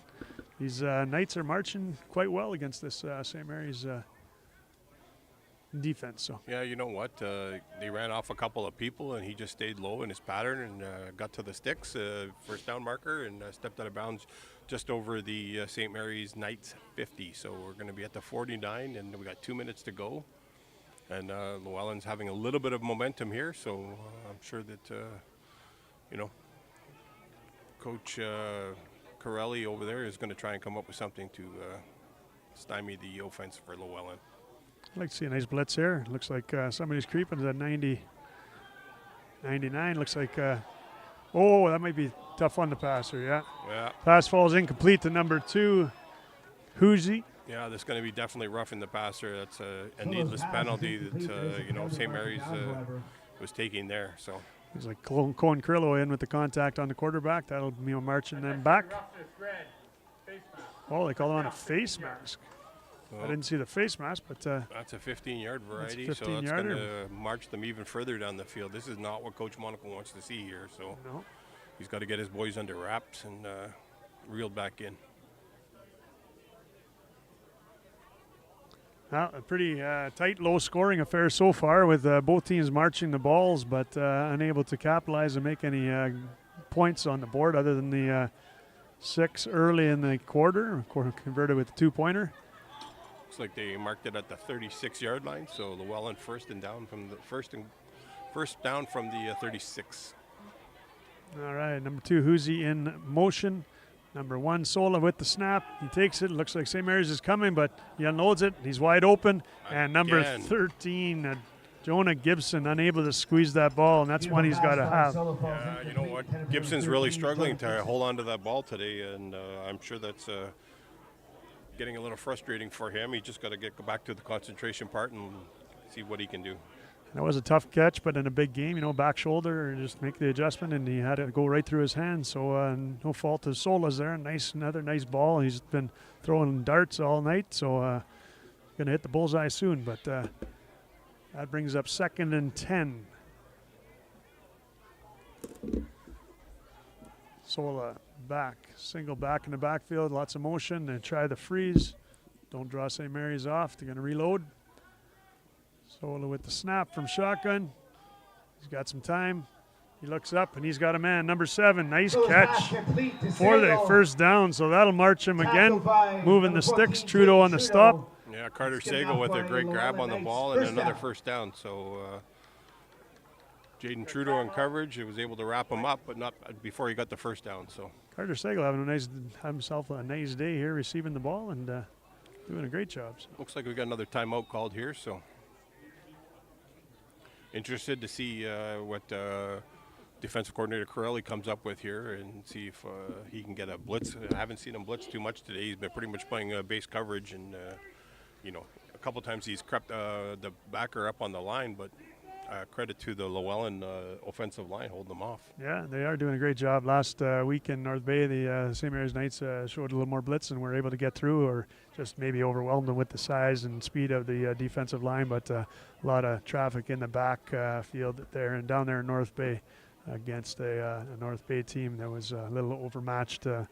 So we haven't seen quite that from the St. Mary's Knights today, but lots of ball to play. 2:02 to go first half. Saultsports.com's Battle on the Hill, Remembrance Day. I definitely don't miss that drive to North Bay. Speaking of North Bay, we get to do it all again next week. So congratulations to both the junior and senior girls St. Mary's basketball teams who are advancing to NOSSA. As the ball's up, a nice throw by Sola, one-handed by pass to number 88, I believe, Mazuchin. Falls incomplete. That was a tough catch for Mazuchin. Had to climb the ladder a bit, overthrown by Sola. but certainly had a play on it. Well, I think he's seen who was back there for a corner for St. Mary's, and they're pretty tall corners, and he had to put that ball where only his receiver could go up and get it, and he really fires the ball. What a terrific arm he's got. I haven't seen one flutter out of the backfield yet when he's throwing it. Yeah. That brings up 2nd and 10 from the 23-yard line. Sola's under pressure. He's nice move to get away from Carrillo. Carrillo with a nice pursuit. He throws back, shoulder back in the end zone, but he throws it out of bounds. So pass intended to Mazuchin, incomplete, and that'll bring up 3rd down. He looked like he had a little bit of room there. Instead of throwing it, I think he could have probably beat the defender and at least got a 1st down there. I'm surprised that he was trying to make sure he got that ball in there. Now it's 3rd down, and what do? Minute 47 left to go. I didn't get a chance to see any kicks pregame. I came early, but I didn't see it either. But so I wouldn't be surprised to see if Coach Benjamin goes for it here. I think they want to go for it, and if it's me, they haven't had any a great deal of success throwing the ball, so I'd give it in Sola's hands and run that play where they ran on the left side there, and let's see if he can scamper. And the goal here, even if you're passing, is not to get necessarily to the end zone. You got to move the sticks. You still got 147. If you shoot a 7 to 10 yarder and just get enough to get the 1st down, then you worry about the touchdown in 147. But these young guys, these offensive coaches, these OCs want to put up numbers right now, right here, right now, and I wouldn't be surprised if they see them going for the end zone. But I'd be happy with a crossing route, because the St. Mary's Knights on defense are probably going to be instructed to give them the under, right? Yeah, you would think. And if I'm them, Carter Sagles had a couple of great catches for them, and I'd be not hesitant to throw the ball at him right away. Yeah. So we'll see what Sola has in store for us. 1:47 to go.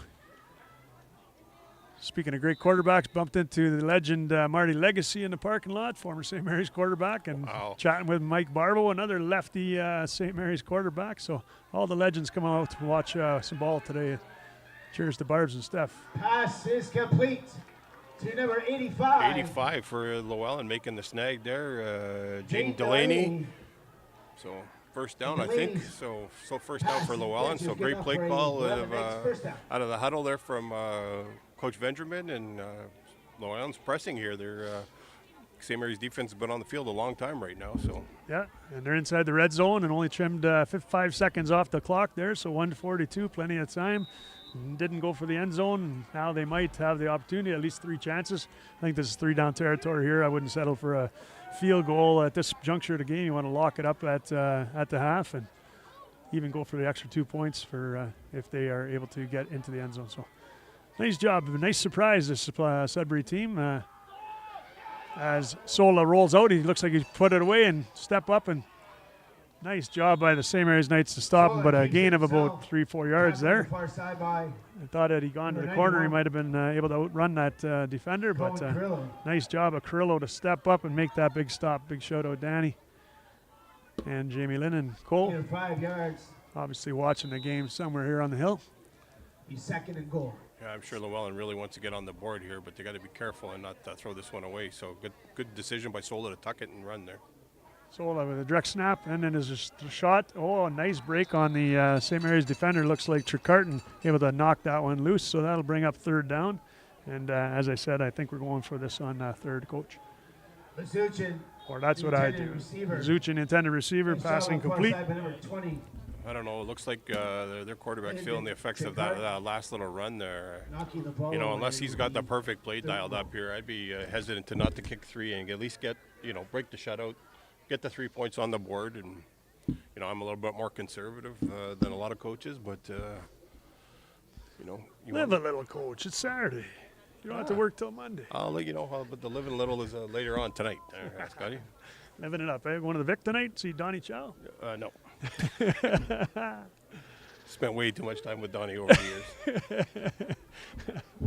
All right. Speaking I think of Donnie, I'm going to be at Chateau Bazois this evening and seeing what I can dial up at there. It is barbecue season. Going to have to break open that propane and get a big T-bone and settle in for a cool fall night. Speaking of Donnie Chow, a big shout out to all our officials here, sidelines, on the field, up here in the booth, our statisticians, all our volunteers, all the paid staff that do such a wonderful job bringing you Sault Ste. Marie High School football. Hats off to a tremendous year. Of course, the winner of this game advances to the championship in Windsor. So either the Knights of Lellan or the Knights of St. Mary's will play 2 Mondays from now on the 27th down at Windsor. So good luck to both teams. There's Trudeau with a pick on the 1, and he's got a chance to run it all the way. He's got Carrillo looking for a block, but Trudeau runs him too. Nice job by Sola to stop that. Looks like 14's hurt on the play, but beautiful run back all the way to the 33. So 1:07 to go. That means the Knights might be able to stretch this lead, but not a great sign when you see 14 down on the field after that tackle. Beautiful pursuit and catch by Sola to prevent that touchdown, but that could be dangerous for the Knights here. Remember what I said about getting that 3 points, Scotty? That's kind of where my thought process goes on a play like that. You know, you threw it away. He didn't do it on purpose, obviously, but you threw it right into the pick, and now it's a field position, and there's a minute and a half, minute 10 to go here. And there's a definite opportunity for St. Mary's to add to their total. And had they kicked the ball, they could have kicked it off again, and St. Mary's would be down at that other end. So, looks like a little bit of riverboat wrong gambling here, and bit them this time. And to your point there, Coach Venderman, if it works, he's a hero and draws to within 2 going in at half, and able to try for the 2 on the extra point. Or the conversion, 2-point conversion, and like you say, if it works, it's he's the hero. But in that call, even the play call, if I'm going to try for it on 3rd and goal, I'm going to throw to the back of the end zone so we don't have that sideline return pick 6 opportunity. But again,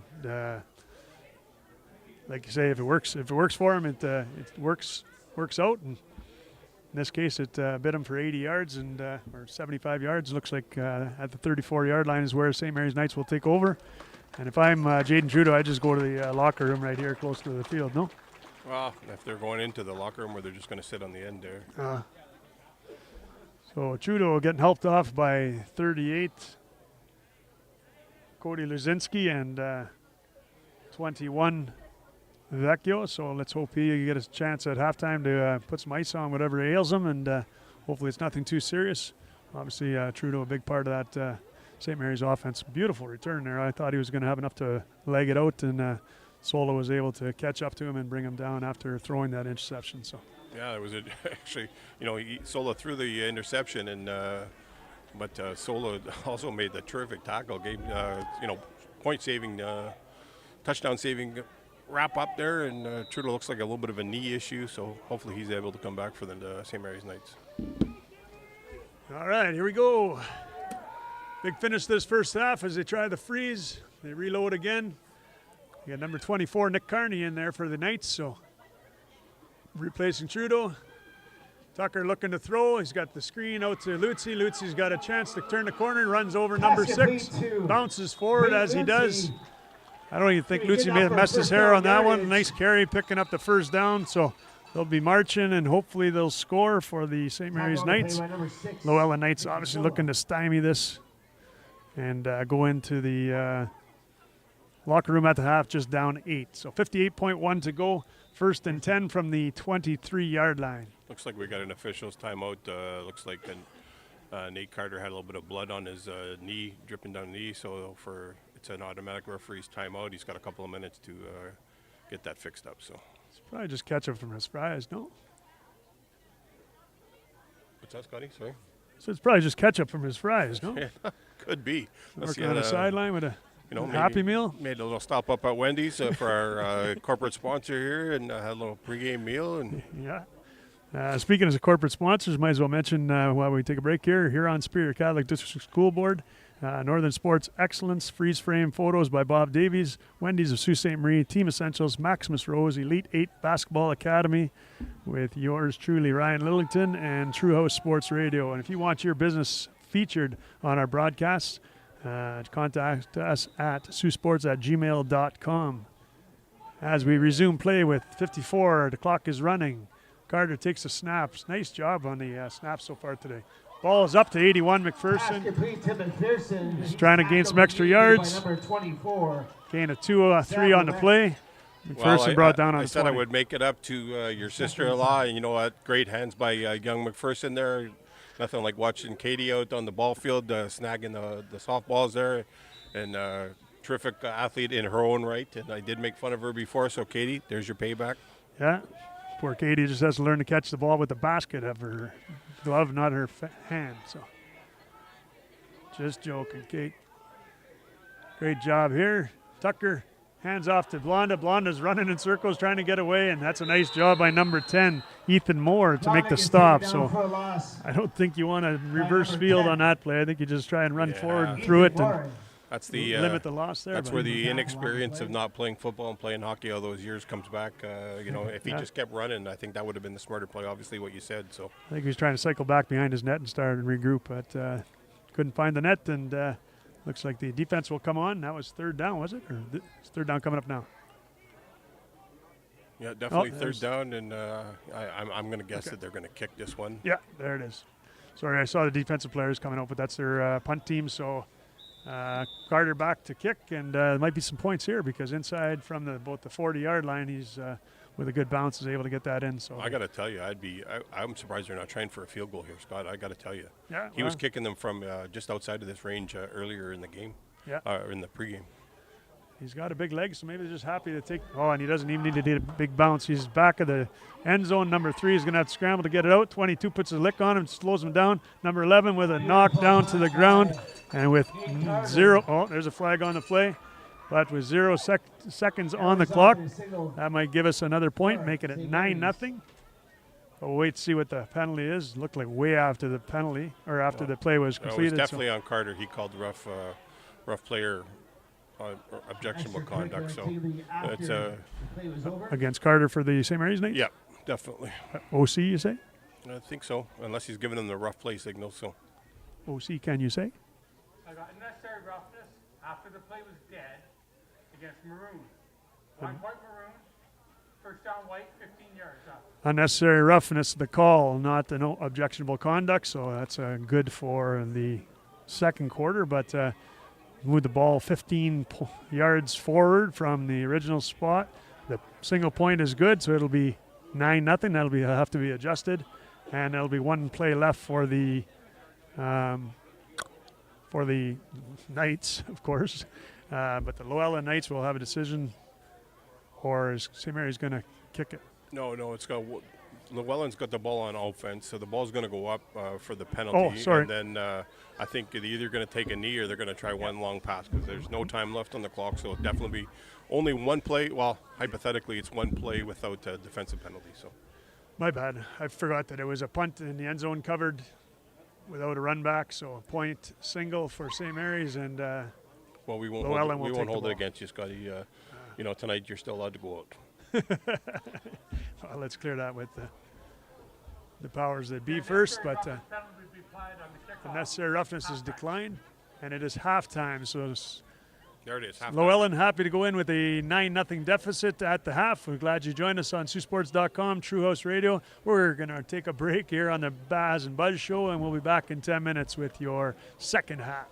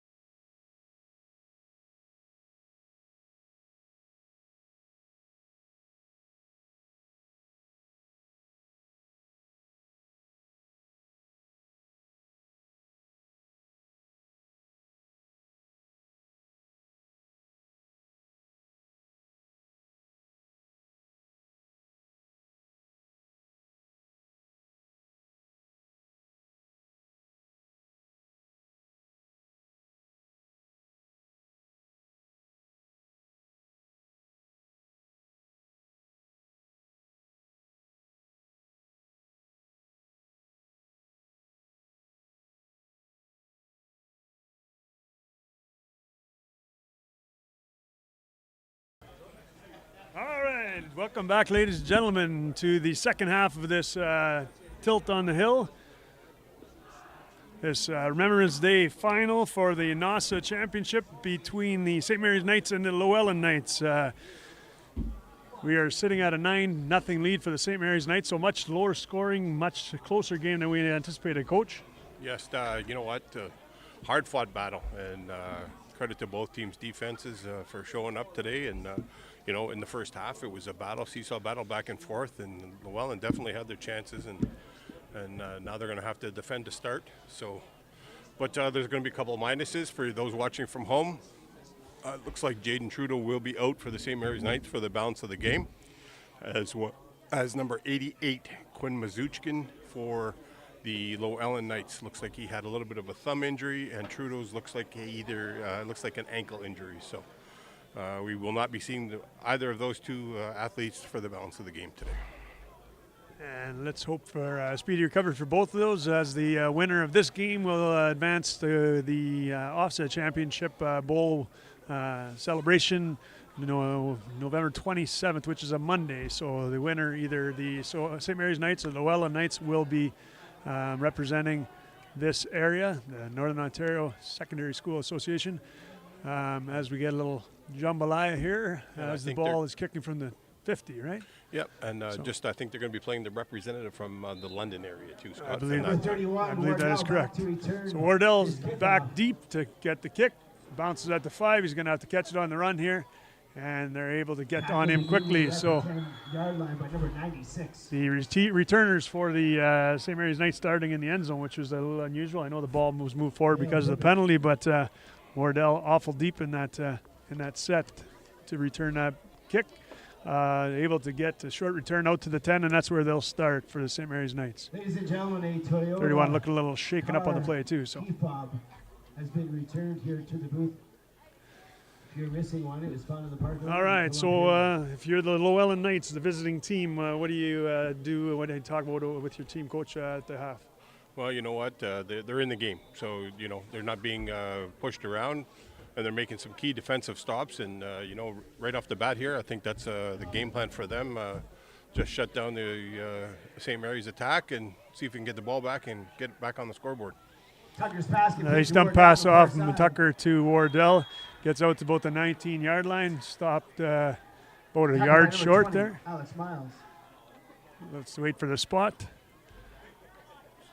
Well, referee Grev is holding his finger up as a first down. So they give him credit for the gain on the play, 10 yards, and just that. And the ball will be on the 20 now, bringing up another first and 10. Yeah, I'm sure in the locker room, Coach Monaco stressed the importance of being under control and limiting the penalties, right? So they've been playing a solid game so far.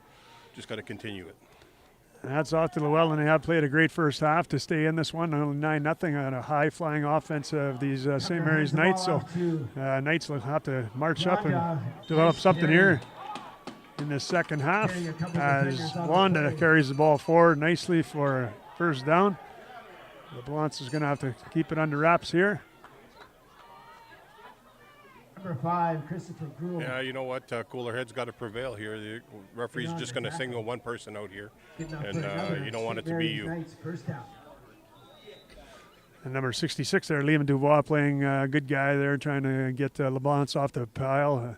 Liam, of course, the goalie for the St. Mary's Knights, got a big win last game in their season opener, so big doobie.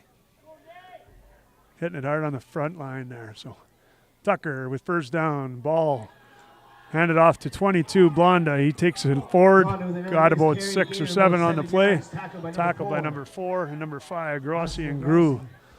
So like referee Edwards threw a penalty from the interior there. It looks like leaning towards St. Mary's.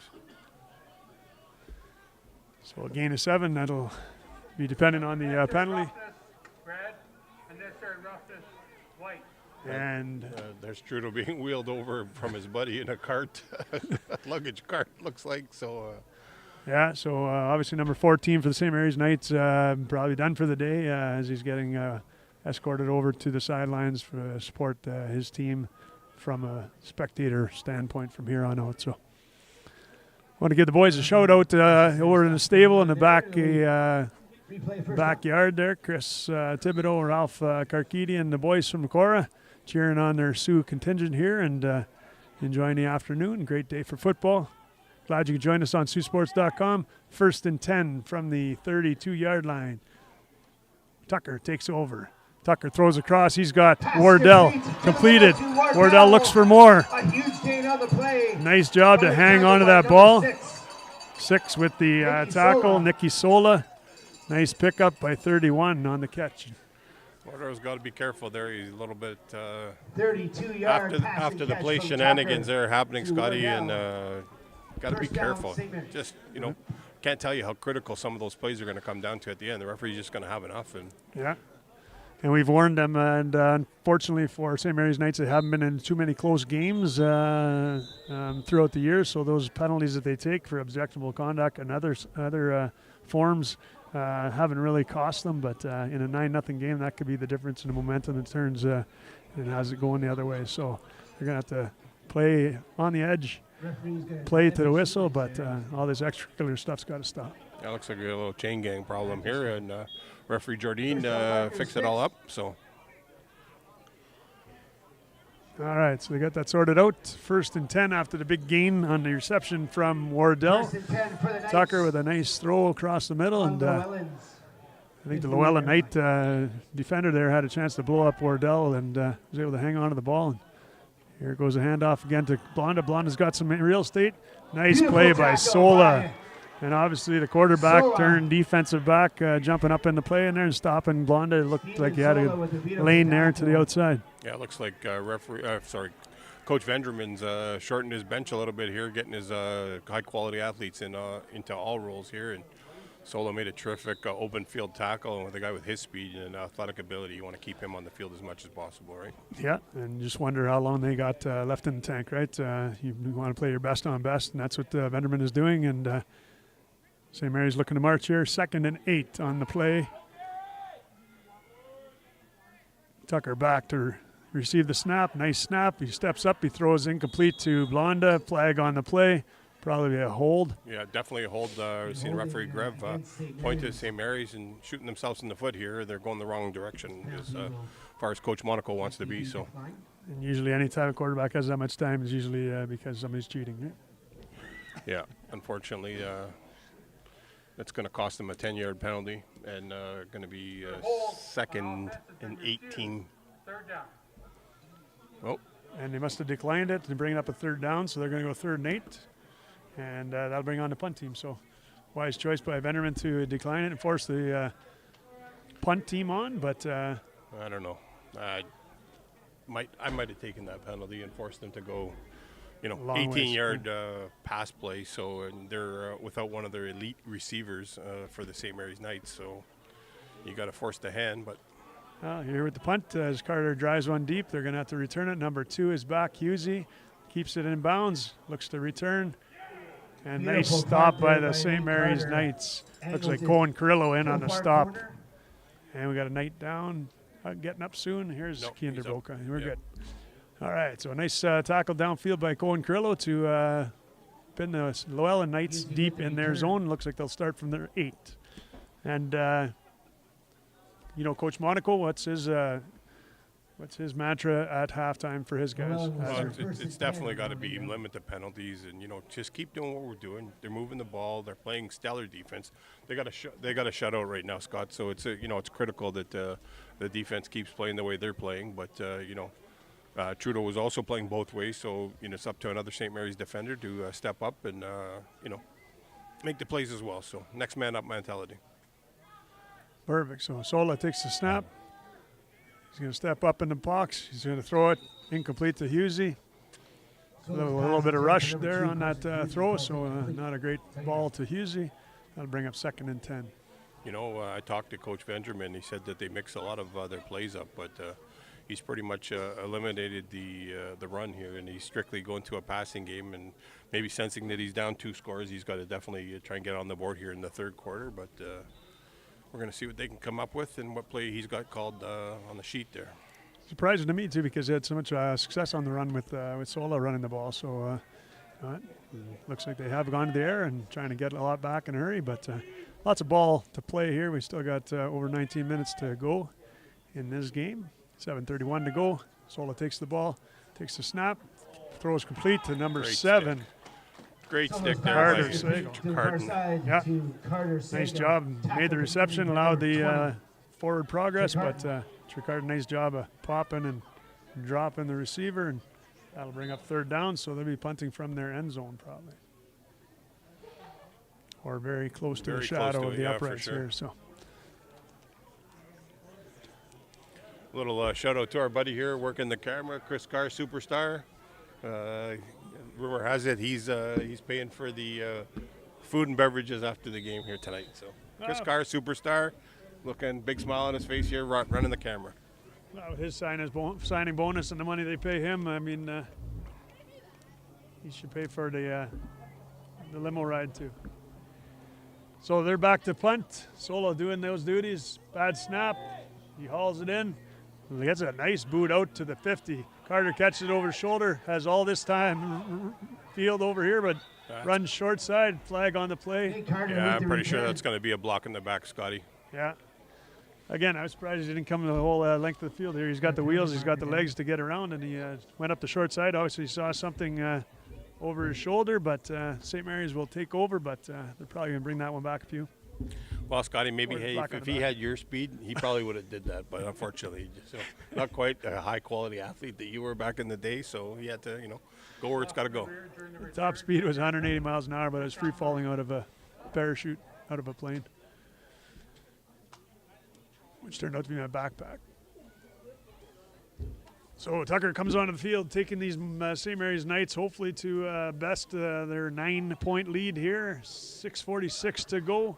They're backing them up after that penalty, but they'll still start in pretty good position at the 48-yard line here for the Lellan Knights.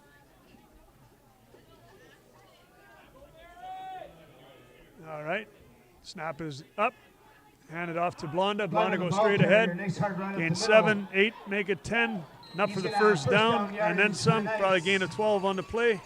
13 yards brings first down to the 34-yard line. Yeah, looks like definitely, Coach Caruso, offensive coordinator, has decided to run the ball here, and they've had really good success this year running Blonda, and I was surprised they didn't utilize them a lot in the first half, but to their credit, they're utilizing it now, and he's doing a good job. So I can see a little bit more of that coming. Yeah, so 1st and 10 from the 34, as I mentioned. Tucker takes a snap. He's going to hand again. Blonda's got the ball again, back to the well. Flag on the play, pick up about 4 or 5 on the play. Tackled by number 48, Looks like another holding penalty coming up here.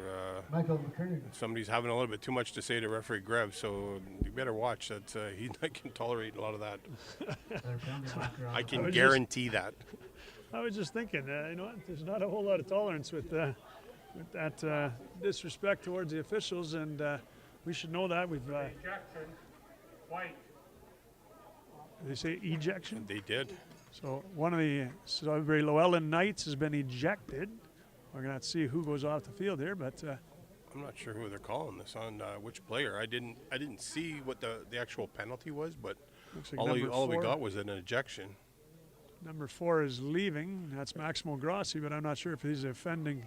Oh, No. 49 looks to be the way he's carrying on. I believe it would be his Anthony Paris. ejection looks here. like, So Anthony Paris, defensive lineman, throws his helmet. So obviously I'm not impressed with the call on the play, but it looks like his quarterback's trying to calm him down. And if I'm the head coach, I'm going to turn around and go back out there and go have a chat with him. You got ejected. There's not much you're going to do about it now, and I'm not sure what the infraction was. It was, referee Grubb's probably the fairest referee that's out there. So whatever he did, must have been deemed intent to injure in order for him to be ejected from the game like that. we've seen some egregious fouls over the course of this year, in both the junior and senior, and so. Like you said, it must have been something that warrants an ejection. That's not something you want to take away from a student athlete playing in their biggest game of the year as a senior. So it must have been well warranted. So hopefully he can pose himself and not do any further damage towards his team as the ball. Yeah, ejections come with a 25-yard penalty. So Well, that brings the Knights inside the red zone where McPherson will take the ball. He's going to have to run up the middle. 81's in again for the touchdown. No penalty, it appears, on the play. So McPherson in with a second of the night. And now that will take the score to 15-0. Now, what's your call here, Coach? You going for two, or you just happy with the single? I don't know. Now that, that's going to give you 15, and you kick a single here, and that gives you 16. You're up two touchdowns and 2 double converts. So you're not, 2 two-pointer converts. So if I'm them, I'm just kicking the field goal here. The extra point. And you're up 16, and you're halfway through the third quarter with a quarter to go, but you never know. These guys, they try their quad overload here, but no. With 3 linemen, I want to see which one of them they're throwing it to over there. And they ratchet it back in. Cardinal set up Tucker to receive the snap. Wow, that looked like the curly shuffle from the Three Stooges. I don't know. I think there was 4 there. I think Larry, Curly, Moe, and I think they brought Shemp in for a little comic relief there. But I like the deception, though. Which one do you throw it to? 97, 65? Yeah, anybody over 260? Wow. Great play. Yeah, I don't know about that one. Whoever's the special teams coordinator, you might want to have a little discussion regarding that one for the next time. So. And some of those big boys do have some good mitts, so maybe he'll run them on a route and play possum, and who knows. But anyway, cooler heads prevail. They move back under center, kick the extra, and that becomes 16-0 your score with 5:25 to go. So hopefully the Lellan Knights, as the coach comes out to talk to the referees about that one, hopefully they are able to settle the ship here and get back on track here and make this a game. And it has been a great game so far. So. I think this is still reverting back to the ejection on what's going on. Absolutely. I don't know what would transpire for that infraction to be called, but like I mentioned earlier, Rob Grebb's one of the top officials in this city. It has been for many years, and if it was warranted, he called it. So there was no let up on that. So. Yeah. So like I said, hopefully they can. Return to football here. These Lellan Knights certainly not out of it. 2 scores, 2 converted touchdowns is the difference in the game, but lots of ball to be played yet. 5:25 to go as Vecchio sets up. Now watch, you might see this onside kick that they usually leave from the break here. So they'll go back and huddle, or have in the past. They tried it again in North Bay. No, they're going to line it out, and looks like they're going to pound it deep. If I'm them, I'd pound this deep. Yeah. Vecchio's league's pretty good, so. Yeah. So Nick Vecchio, number 21, off to kick. Dad Ralph watching here on the sidelines. And Uncle Aurelio watching as they take it on the 10-yard line. 7 drops the ball, is able to recover it, thankfully. That could have been disastrous for the Lellan Knights there. I don't know what he was doing, changing from left to right maybe, and just the ball got, it's getting a little cool out. My fingers are getting a little lack of feeling, and you just got to tough it out. But that could have been disastrous. But thankfully, Carter Sago was able to retrieve his own drop, and we're going to see if the Lellan Knights can put something together here. St. Mary's pitching a shutout currently, and yeah. And nicer day you couldn't ask for in Northern Ontario. The sun hid behind the clouds during halftime, but now back out and it's beautiful and a little cool. But again, great football weather considering some of the tornadoes we played in the past. Yeah, for sure. All right, ball's hand off to number 2. Husey gets outside, and he's got some room. He might be able to turn it in, make some extra yards, makes one guy miss, and he's out to about the 30-yard line. So a nice pickup by Husey on the play. Yeah, for sure. And a small shout-out to Matty Tucker Sr. there. That's the fastest I've seen him run, or the furthest I've seen him run in probably about 30 years since he was back in the high school loop. So you're jogging out and jog back in. You might want to take a rest and sit down there, old-timer. Take a break. And he's working on short turnover. He returned back from a concert in London, Detroit rather, yesterday. Went to see Metallica, drove back 5 hours to get here for the game time. So I got no sympathy for him. Running on fumes, Matty Tucker, but loving watching his son play, and nice penetration by the St. Mary's Knights. Number Looks like 91. Cohen Carrillo Cohen making Carrillo the stop. Short backs gain, up the ball maybe carrier back in the to. backfield. Oh no, it's a loss of 2 on the play, so that'll bring up Be a loss of a couple on the play. Second down. 2nd and 12.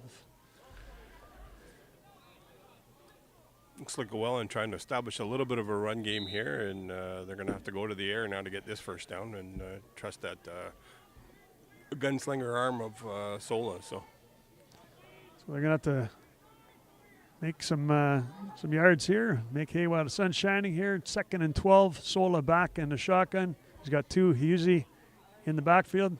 Fakes the handoff. He's going to throw it, and he's got a bomb. He's got a bomb to Sola's number pass 7. is complete. 7. To Got number a chance. 7, He's going to Carter go. Sagal. Needs 1 block, and he's got it all the way down to the All the way 20-yard down line. to the St. wow, Mary's great Knights pitch and 20-yard catch there line. by Sola to Carter Sagal, and this is definitely where Lellan wants to be. There is a 59 flag on the yards play, on though. the play. Sola. Might have been a Carter. block, but it's definitely post first down. So we'll find out where this, what referee Maniaco has thrown his flag for. So And number 40, Noah Boyer, down on the play. I don't like that flag. I thought it was pretty clean unless I missed something on the backside. But late in the play, a flag comes blocking down. the and- back. Yeah, I don't know. I thought that was a pretty good push by the Lellan Knights there. So Yeah, that's a little pretty cheesy call on my end here. More cheesy than the Topper's Pizza. So you're making me hungry. I'm getting a little hunger going on, not going to lie. So it's after the first down, so they'll march it back from the spot of the tackle, and they'll start from the 35-yard line. So nice throw and catch, and nice run afterwards by Carter Sig, who's having himself a game. They'll take over at the 35, and you mentioned Maddie Tucker, and big shout out to Lisa Tucker, Maddie's wife, Super Mother Tucker, and of course Joanne, Lisa's mom, watching at home. Hope for a speedy recovery as you and Gary cheer on your grandson. Sola back to throw. He's going to elect to run it. He's got Sola loses some pressure wheels. again, And another again, nice there's those run feet by that are going to number kill him. 1. If he doesn't hit you in the arm Steven Sola. or with the arm, That's he gonna be kills good you now with the for feet. So another Yeah, it looks like it's going to be Knights Lellan first ball at the 15-yard line, and Lellan's definitely making progress on this. They definitely want to come across with some points here. So we'll see what Coach Benjamin dials up here in the playbook. And of course, to finish that thought, I also want to send a shout out to George and Marlene Tucker, who are watching their grandson rock and roll here, and number 8. And ball's thrown up. Garden with a nice job of defending on the play. Passes Jump nicely ball defended for on the number far side by 89, number 20. Michelle Manny Olenreau. Tricarton.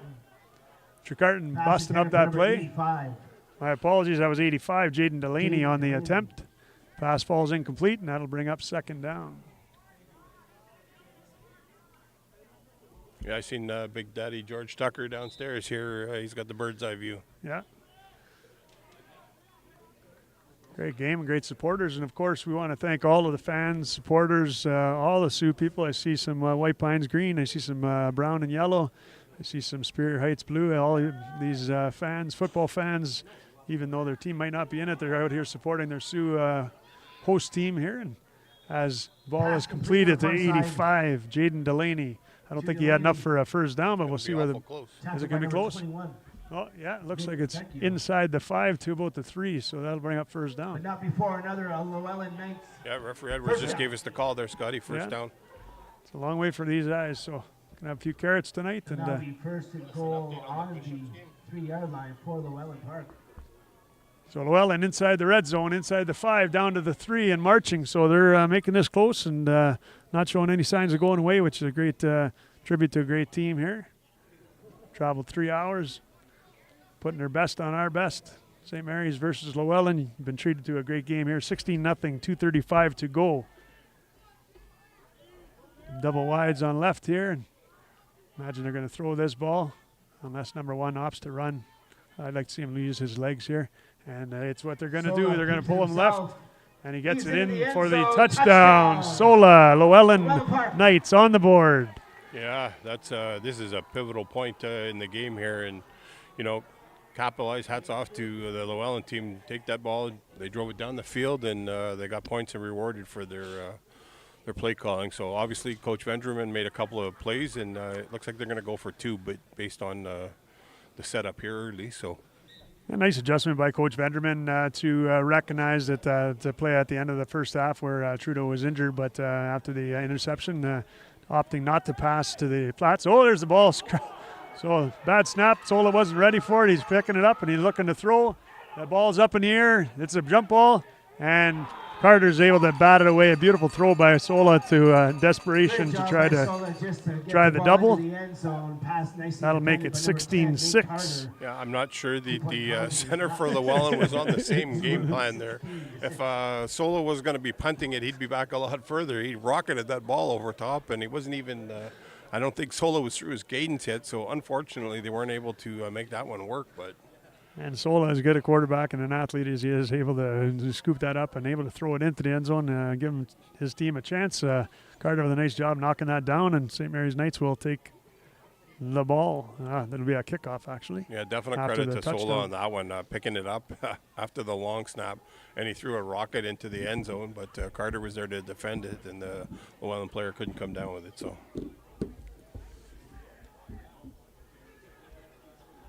All right, so we'll have a kickoff for the Llewellyn Knights. Looks like in the absence of Trudeau, you'll probably see Carter back there. No, Harley Wardell and Vecchio set to return for the Knights.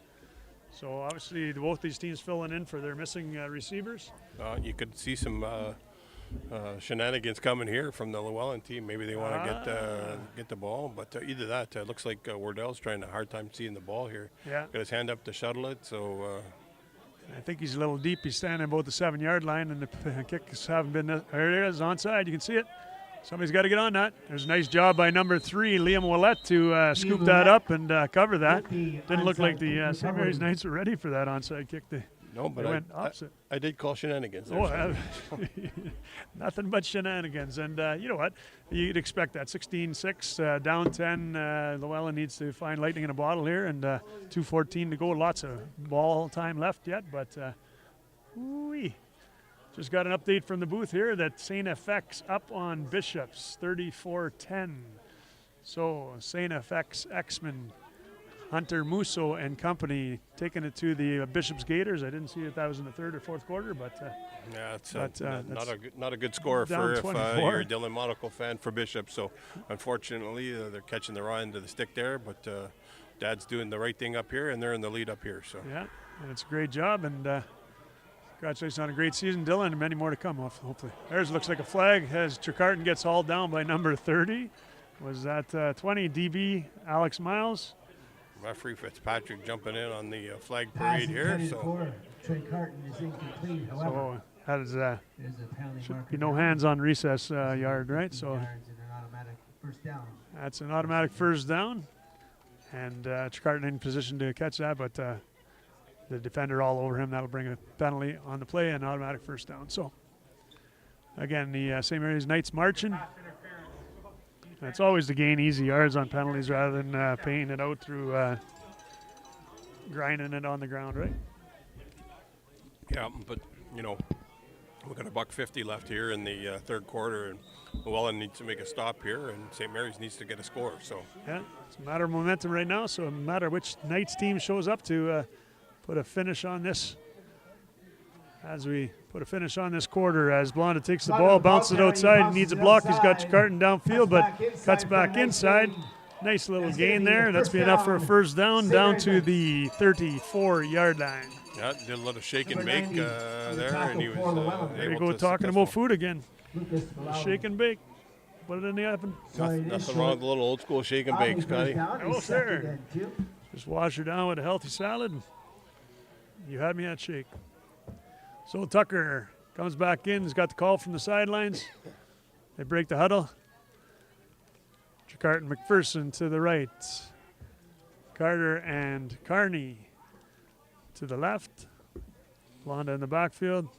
As McPherson's in motion, quick handoff to Blonda. He's got to get a block. Doesn't get it. He's going to have to do it himself. Runs forward for a gain of 3 or 4, but brought down violently by the Llewellyn Knights. First down. And I guess OC for the St. Mary's College Knights is looking to just keep the ball on the ground and avoid any big mistakes. No, it's not such a bad idea. They got away from that in the first half, and I've seen a lot of success with their running game this year, in the regular City League loop, and not surprised that they're going back to it here. You're eating clock, you're successfully running the ball and getting first down, so why would you not stick to it? Yeah. There's Tucker handing off to Wardell this time, and they run the same play, just a different back, and Wardell with another nice run. again, I'd like to see more straight ahead running, wearing down that front four for the Lellan Knights, but they elect to go off tackle, and Wardell picks up a few. Yeah, Enough for the first down. It looks like he got about 7 on that one, with then Solo on the coverage for the Llewellyn Knights. All right, so it looks like a 2nd and 2 here. So, Yards will be 2nd and 2. and this is where that off tackle stuff, you run 17 yards to get 2. Like, you need 2 yards, pound it right down the middle, right down their throat, off, When you guard tackle hole. Well, when you got the smaller back there, maybe you're trying to extend it out and see if he can break one, but you get the big guy back there. But they haven't run Blonda up the middle very much, or unless he's electing to bounce it out, as Harley Wardell does again. There's a tackle by number 3, Wardell, Adam the ball Scott. carrier, he's And again, Wardell getting up tough after the tackle. He's going to be tackled after testing the waters here. There's a flag on the play. Yeah, Looks like I think, offside St. Mary's. St. Mary's Knights. Holding, is it? I think it was more in the vicinity of holding, so Okay. referee Edwards had his back to us here, but And Coach Lillington also indicating holding, so we'll see if they wait for the call, and that'll march him back and give him another chance on 2nd down. holding, definitely holding. Yep. Yeah. All right. That's going to back up the St. Mary's Knights. It'll be somewhere around the 1st and 12, Second down repeated. 1st and 15 yards. That'll be 2nd, end of the quarter, so they're going to be flipping the table, 2nd and 13. Flipping the dish, Scotty. Flipping the dish. I'm flipping out. But at the end of the 3rd quarter, and I think, they're going to give one more play, and then they're going to flip the dish here. Oh, So. he pulled his own referee shenanigans on us. Expect nothing but excitement here today. And big quarter coming up. Last play of the 3rd here as Tucker takes the ball. Blonda looks confused, backs off. Looks like he's throwing deep. There's that one where Blonda runs. Tucker better get down, and he does. Live to fight another day, son. By number 10. 3rd and 18 coming up. Yeah, terrific play there by the Llewellyn defense, and that was a big-time stop. 3rd down for St. Mary's. Ethan Moore in there as the linebacker to wrap him up and create another loss. So That looked like a coverage sack, Coach. I didn't see any open receivers down there. I think they got miscommunication back there. Blonda looked like he was a little confused in his Maybe the end motion. of the 3rd quarter, But if they regardless, a score, beautiful St. play Mary's by the Knights Llewellyn 16, Knights, stopping them and dropping Tucker for a loss, bringing up 3rd down. So we're going to reset on the north side of the field, and looks like the St. Mary's Knights will have to punt.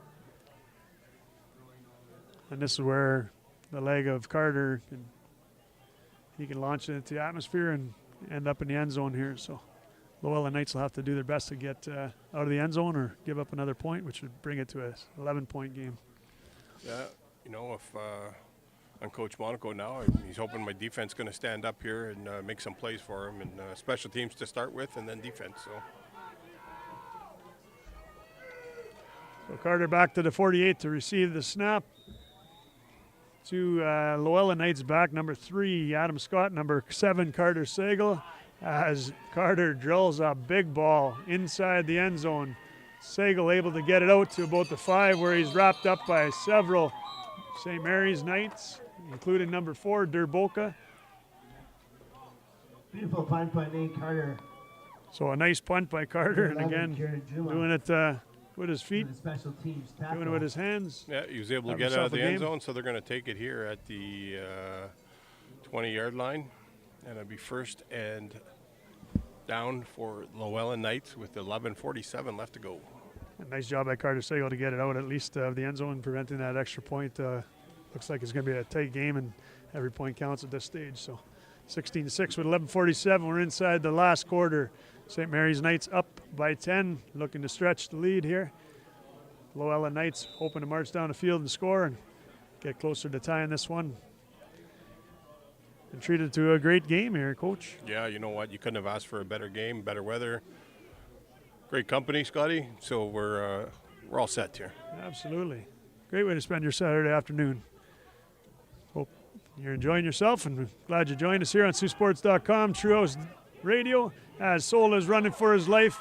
He's being chased by 3 defenders, completes almost a Carter Sagal, and when your quarterback Sola runs for his life there and throws a nice ball, you want to catch that just for him, because he did his part and got the ball to Sagal. Sagal unable to squeeze it. So yeah, he did the old. He was heading one way and just flipped around, and he was going the other way all of a sudden, and almost was able to pick up with his favorite receiver Sagal there. So yeah, and it's amazing. It's hard enough to throw a football with a spiral on a mark on a rope, and he does it on the run, being chased by 3 big dudes, and it's pretty impressive to see that this young arm for Sola. He's got a bright future ahead of him. Sure, probably see him again in the SaberCats loop in the OFL for summer, right? yeah, for sure. As he throws, and Boyer had to hit him right in the worst place, right in the numbers. I think he was more surprised to see that in his wheelhouse, but we'll call that a knockdown by Noah Boyer, number 40.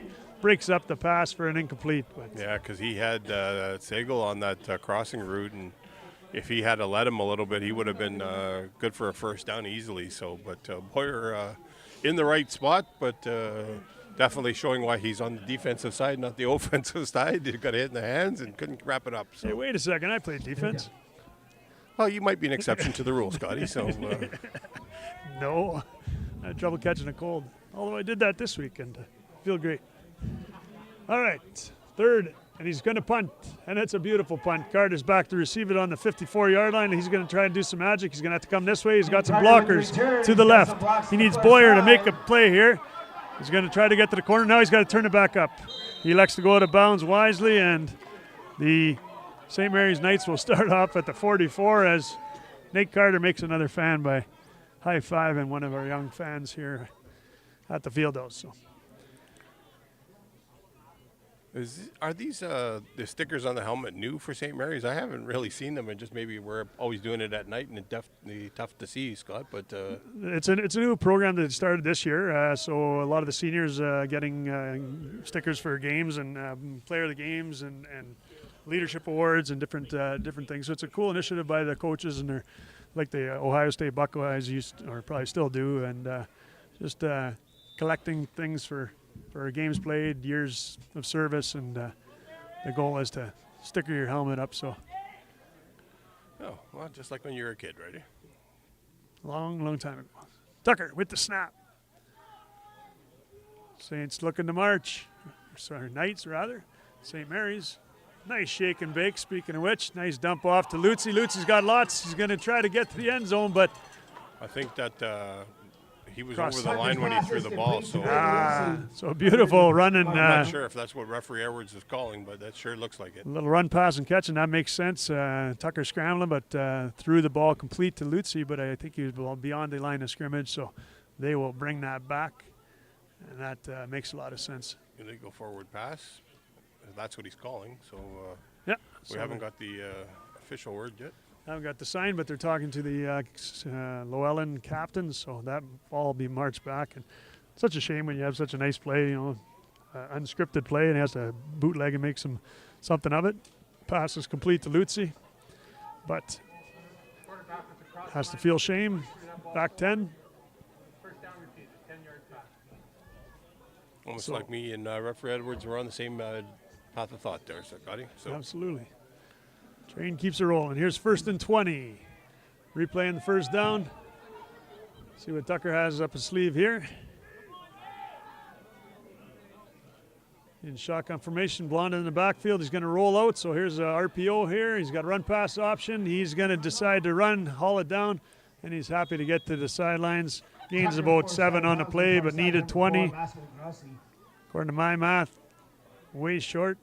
2nd and 13. You know, Scott, I got to ask for clarification. I've never seen, once the referee snaps the ball, that the center's able to pick it up, adjust it in his hand, put it back down on the ground. Well, So- I'm going back to 1988, and we did the same thing against North Bay Whitfield, and they were picking up the ball, and the rule was then that as soon as he picked up the ball, it's considered a snap, and our guy, defensive lineman, was instructed to strip the ball from the center, and we explained that to the referees, and they agreed, and we were granted He's the picking turnover. the ball up again, So, yeah. every time. Yeah, so it's obviously 35 years old, this rule, at least from last time I've seen it, and we talked about that last week, I think, in the Cora game. So it's something that's, you know, is not being called. That it's kind of interesting, and we'll have to get clarification on that. Maybe we'll talk to the referees at the Yeah, maybe at the break. something's But involved there, but yeah, I think maybe unless the opposing coach mentions something, they won't call it, or they turn a blind eye to it. But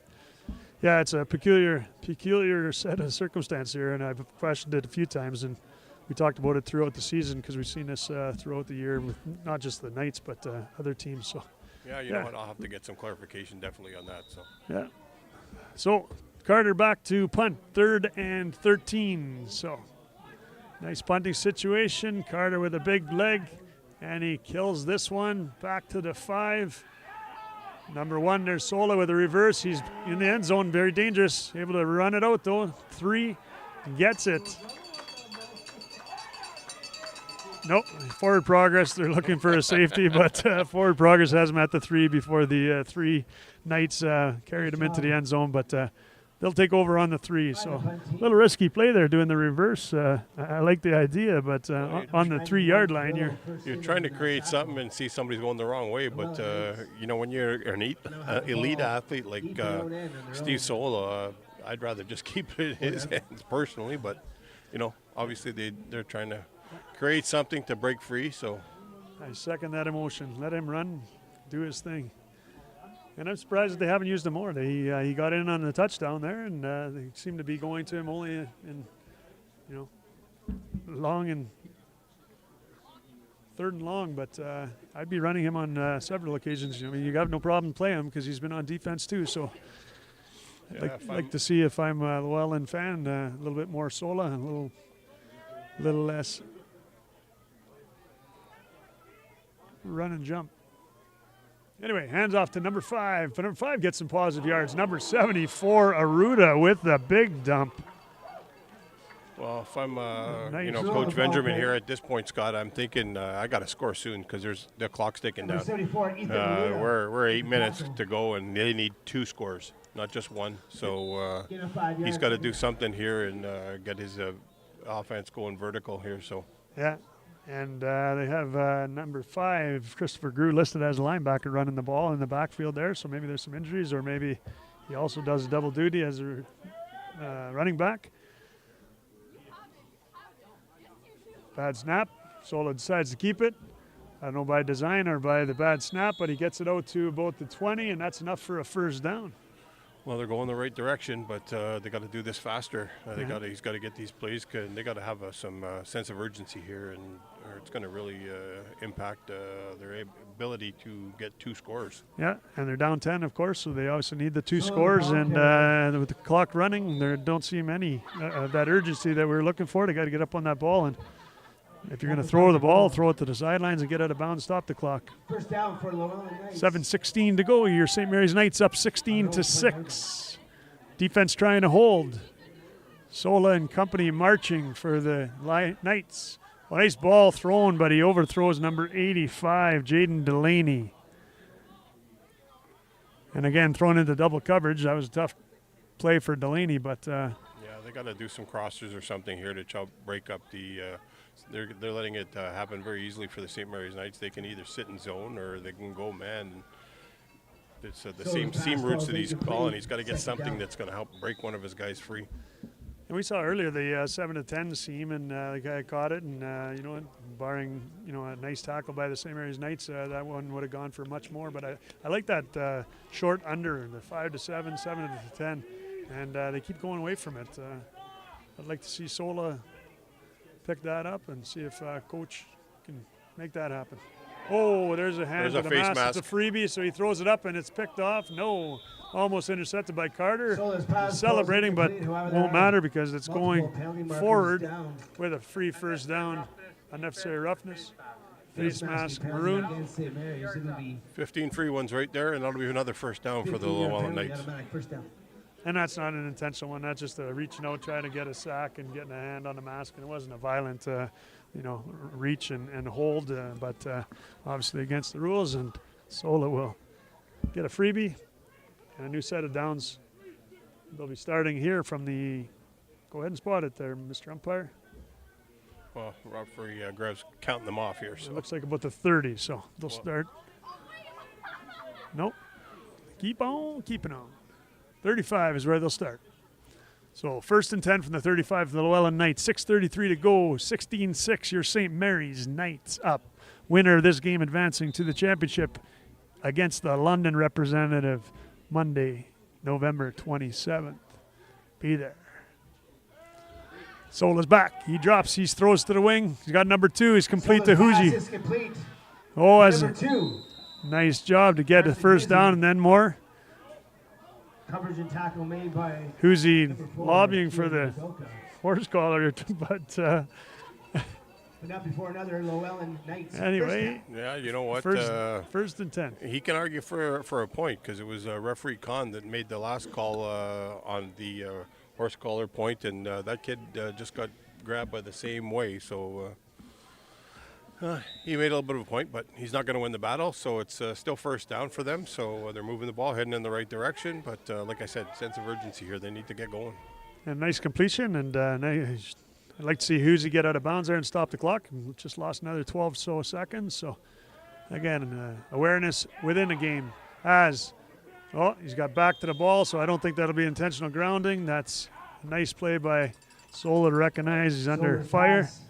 Completes, we'll say the intended receiver was number 7, Carter Sagal, but just trying to dump that one off before he got brought down to turf. Yeah, Ethan Aruda had a hold of jersey there, and luckily for him, he was able to get the ball away before Aruda brought him down. Don't forget, Coach, in 6 minutes or less, we're going to have to announce some players of the game. Wendy's the Sault Ste. Marie and Team Essentials sponsoring the players of the game, and they will receive a Wendy's gift card and Team Essentials game tee as that athlete of the game. So congratulations to all the contenders. We'll mention a few bright lights and some honorable mentions, and of course we will bring you the players of the game at the end of the broadcast. Number 1 running, and he's running away. There's looks like it could be a flag here. Sola's going to get out of bounds and stop the clock about the 36-yard line, but play Gain of 18 yards, but has a flag on it. Yeah, referee Grev signifying that the linemen were intertwined. White. Unnecessary roughness, so Coach Venderman won't be happy about that. No, that's a costly penalty. You're trying to go the right way, and the play was already gone by. So just let him go. You got to be smart at this particular point junction in the game. And Yeah, you need your head on a swivel because, like you said, there's no need to pick that one up. Big shout out to Ellen and her McDougal and Pickard cousins in Batchewana. Hope you're feeling better. Watching, sipping on something warm, sitting in front of the fire with the dogs, and loving life in Batch. So, cheers to you, Ellen. Thanks for being a football fan. So it looks like 2nd and 25 after the 15-yard penalty. So that brings Lellan back to their territory after a nice pickup.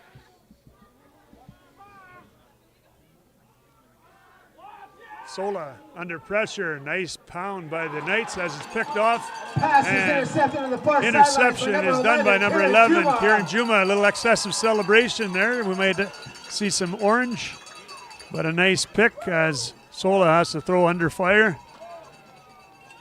yeah, it's definitely not what I think Coach Venderman had envisioned on that Pressure on the play. But quarterback by number 99. hats off to the Grant St. Mary's Patterson. defensive line there. They're getting in the backfield, and Llewellyn had stymied them for pretty much 3 quarters and not letting them in the backfield. And Solo's been under extreme pressure here the last 3 or 4 downs, and he threw that one into just didn't get enough on it. He had a receiver in the area, but it came up a little bit short, and St. Mary's picked it off. So Yeah, and despite the Lellan Knights having a deep roster with a lot more bodies, you see a lot of their guys going double ways, and I think with the exception of Trudeau and Carter on St. Mary's side, each of their athletes are going in single direction, either offense or defense. So maybe just a little case of being well rested, and the Lellan Knights seem to be wearing down on the offensive line there. So nice push by the St. Mary's Knights defense, creating that turnover by interception.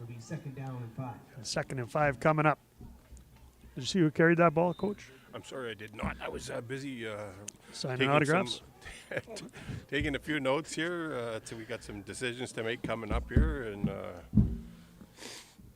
see who is going to get our honorable mentions. And best cameraman of the day. Hats off to our rock star here, superstar Chris Carr. So modest, so effective. Speaking of effective, Blonda gets ahead for a gain of 7, enough for a first down. Springs to his feet after a tough hit. Anthony Blonda, no worse for wear.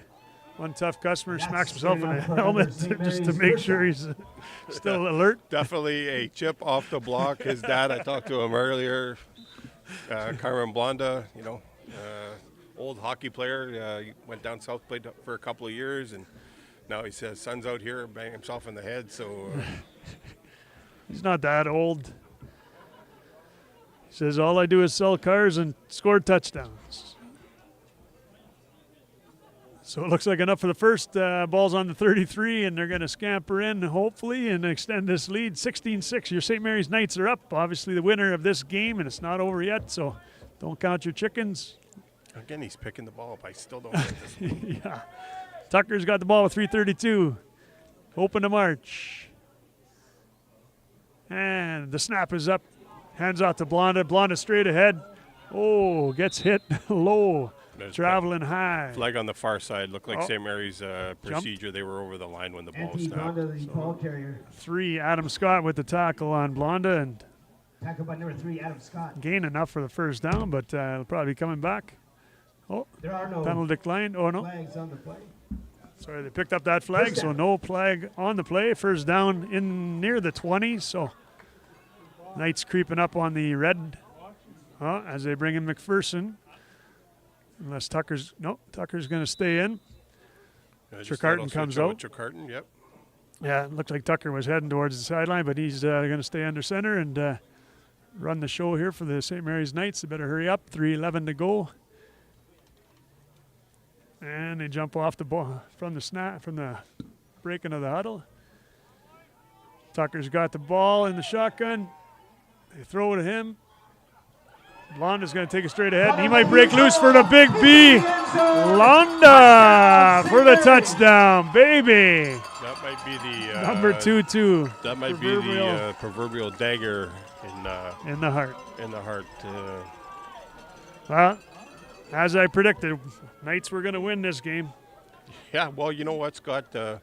You're always a crazy gambler, and you're picking a night to win, and it's going to be hopefully a night to remember tonight. So, do you remember? Got to give credit, to the Lellan team for a hard-fought battle here. Never easy to jump on a bus and get down here, but credit to them for putting out a great effort and a great season for them today. Yeah. And again, what happened there? You punted it through, and good for the extra point. Good for the extra point. So that'll bring it to 23-6. So a nice lead.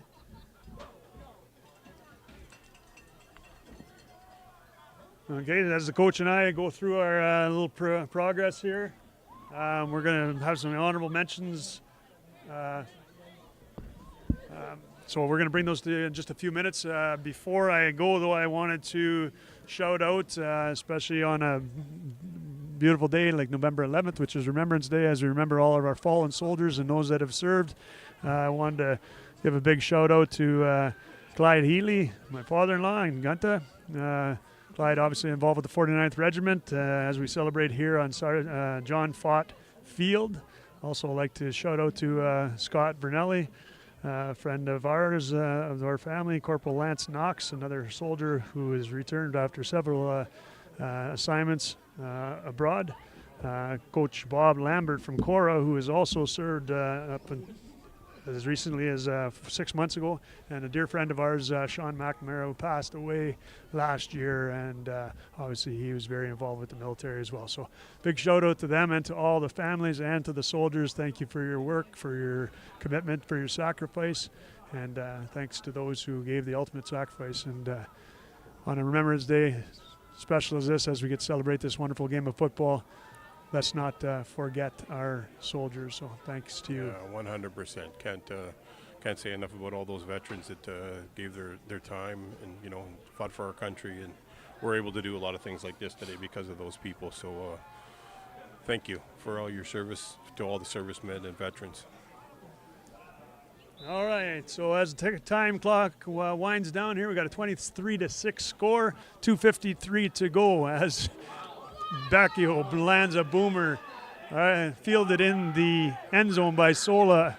He brings it out past the 10, running out of room as the Knights close on him, but somehow he gets loose. He's still running free at the 30, out to about the 29. So looks like Boyer's going to get ejected here. This is not a great choice by number 40. And again, here it's going to get loose here, and this is a terrible end to.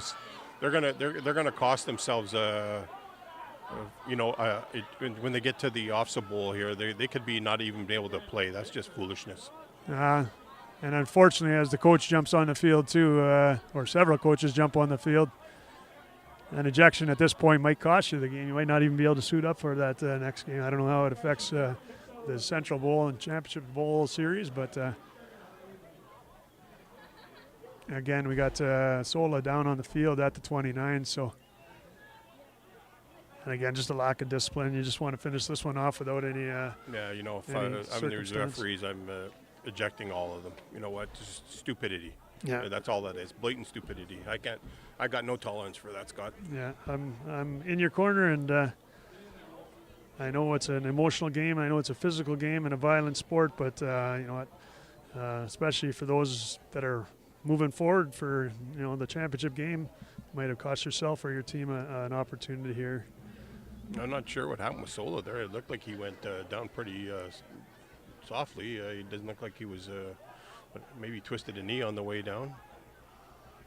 Yeah, it's hard to say. I was more involved with the play behind the play, with the goofy after the hit, but hopefully he's okay. He's played himself a wonderful game.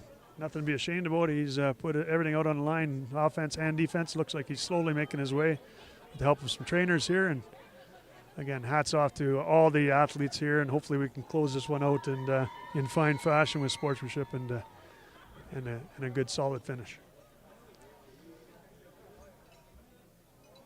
Yeah, this is you hate to see stuff like this in a game, and it's been they've been very cordial with each other. There's a little bit of shenanigans going on in the interior line, and guys fighting each other, and for position and stuff like that. But referee Edwards is giving the signal now, and just I hate to see this. It's a bad part of the game. So.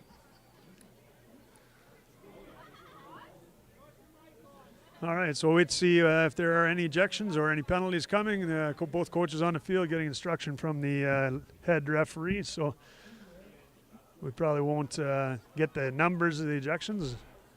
So we'll have to wait and see. We'll bring that to you as soon as we can. Well, based on the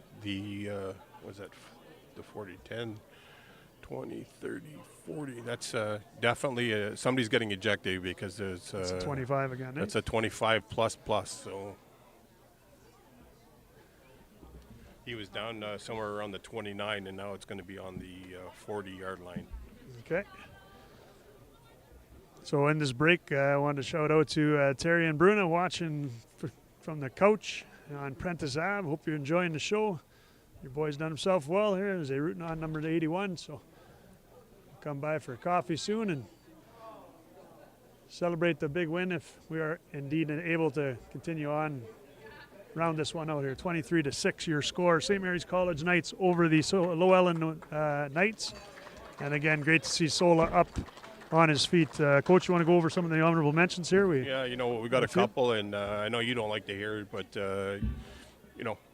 first of all, individual awards. This is a team sport, so in my opinion, a lot of these individual awards, you got to be careful on what you're selecting, because there's a lot of kids out here that deserve the honorable mention, and hats off to both teams. So honorable mention for me today from the Lellan Knights would be Carter Sagal. He had a whale of a game, a couple of great catches, and hats off to him on a terrific performance today. They're going to come out on the short end of the stick, but definitely warranting honorable mention. And Absolutely. your son played a hell of a game today, Scotty. Got that team on the board first, and for me, definitely, could have been either player of the game or honorable mention. But in true McPherson fashion, stellar athletes, the whole family, and even Auntie Katie, another stellar athlete. So Katie, that's twice now. So Jack McPherson, honorable mention, player of the game, and it looks like going back.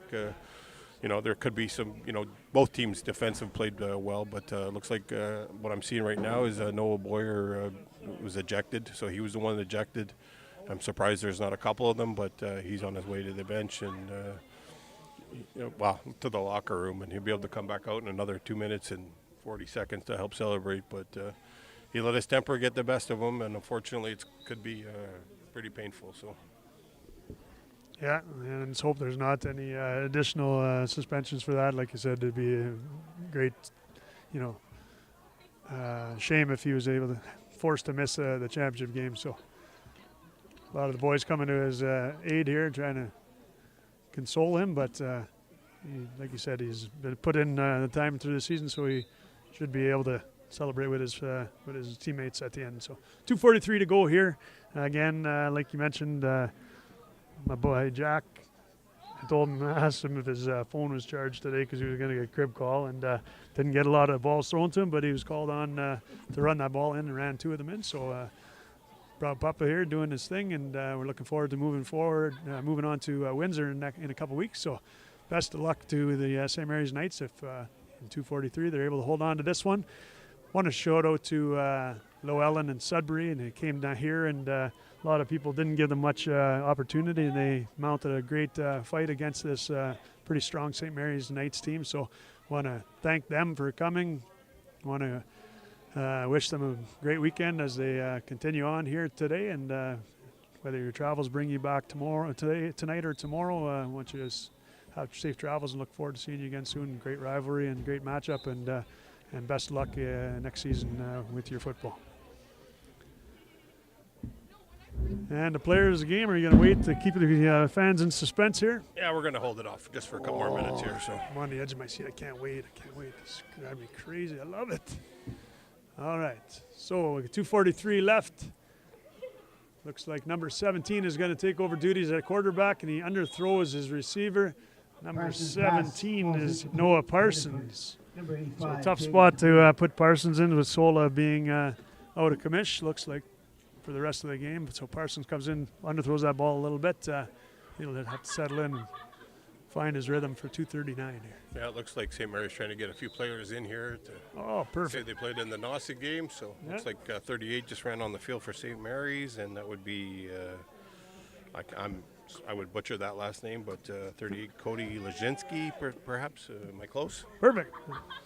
We'll go with that. Cody Lazinski and 38, and getting some reps. And like you said, all you want to do is get a chance to play. And now you can celebrate with the boys, knowing that he's been a part of this championship game. And I'm sure they'll get a few more reps in for some of these guys.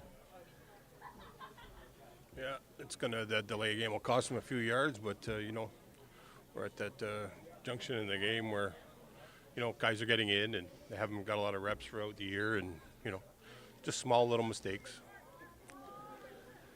And it's hard too in the turf. You can't even see these guys. They don't get the dirty jerseys like they used to when we were playing in the mud bowls, right? So first thing I do before warm-up started, just get down and dirty, and then it looks like you're in there whether you get to play or not, right? Well played, Scotty. Well played. Hey, Veteran move. if nothing else, I'm a thinker. Said nobody ever. And 17 under fire, but he's got a man. Oh, and he throws incomplete to number 5, Christopher Grew. So a nice job by Parsons to dump it off. I'm able to connect with Christopher Grew, and that trims another 5 seconds off the clock. It'll be 3rd and 15. You might as well go for it at this point, right? Why wouldn't you?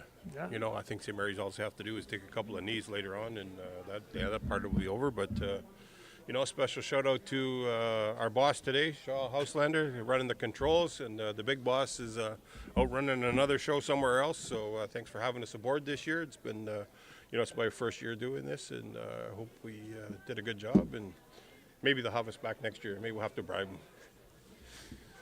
We'll deliver a big truck a load of money at your door there and see if we can pry you away from NBC. But looks like number 5 has got a nice completion back to the original line of scrimmage, maybe gain a 6. Parsons, nice job completing to Grew. That'll still be short, and that'll be a turnover on down. So Kean Derboka with the stop for the Knights. Looks like Matty Tucker out to finish this one off here. Obviously, you can't take a knee at this juncture, but you might run a few on the ground, keep it dry, keep it in your hands. Yeah, passing here would be silly. So, you know, just let the clock run and do its thing, and they can get awful close down here after one first down, that can probably eat the rest of that clock up. So.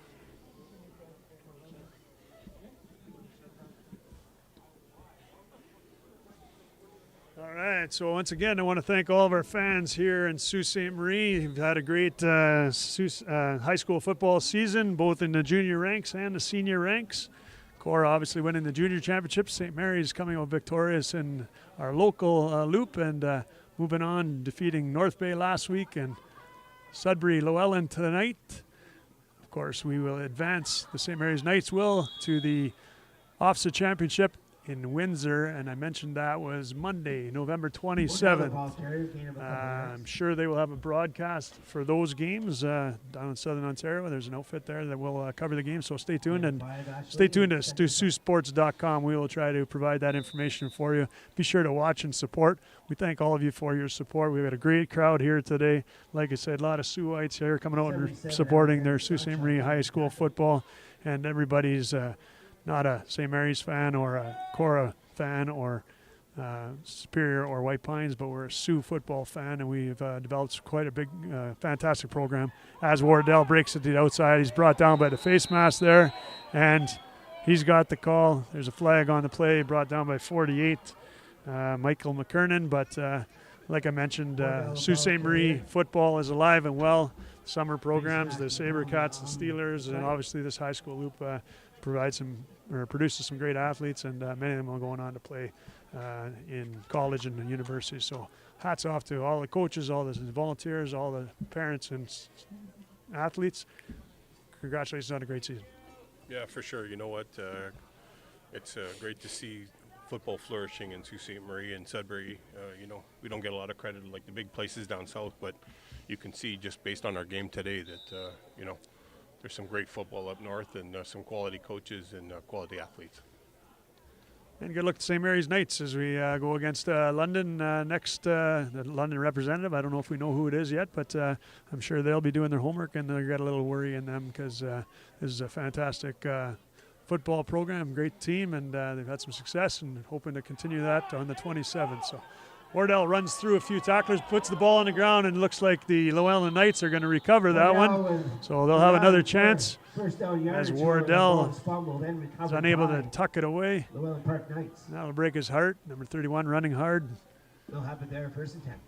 And up in the booth, they just showed us that the final, the St. FX X-Men 34, Bishops 23. So Bishops Gators making it a closer match than it was earlier, and a nice little comeback by Dylan Monaco and the boys at Bishops, but St. FX prevailing in that one. So Hunter Musso on to the Mitchell Cup, is it, or the Yates Cup?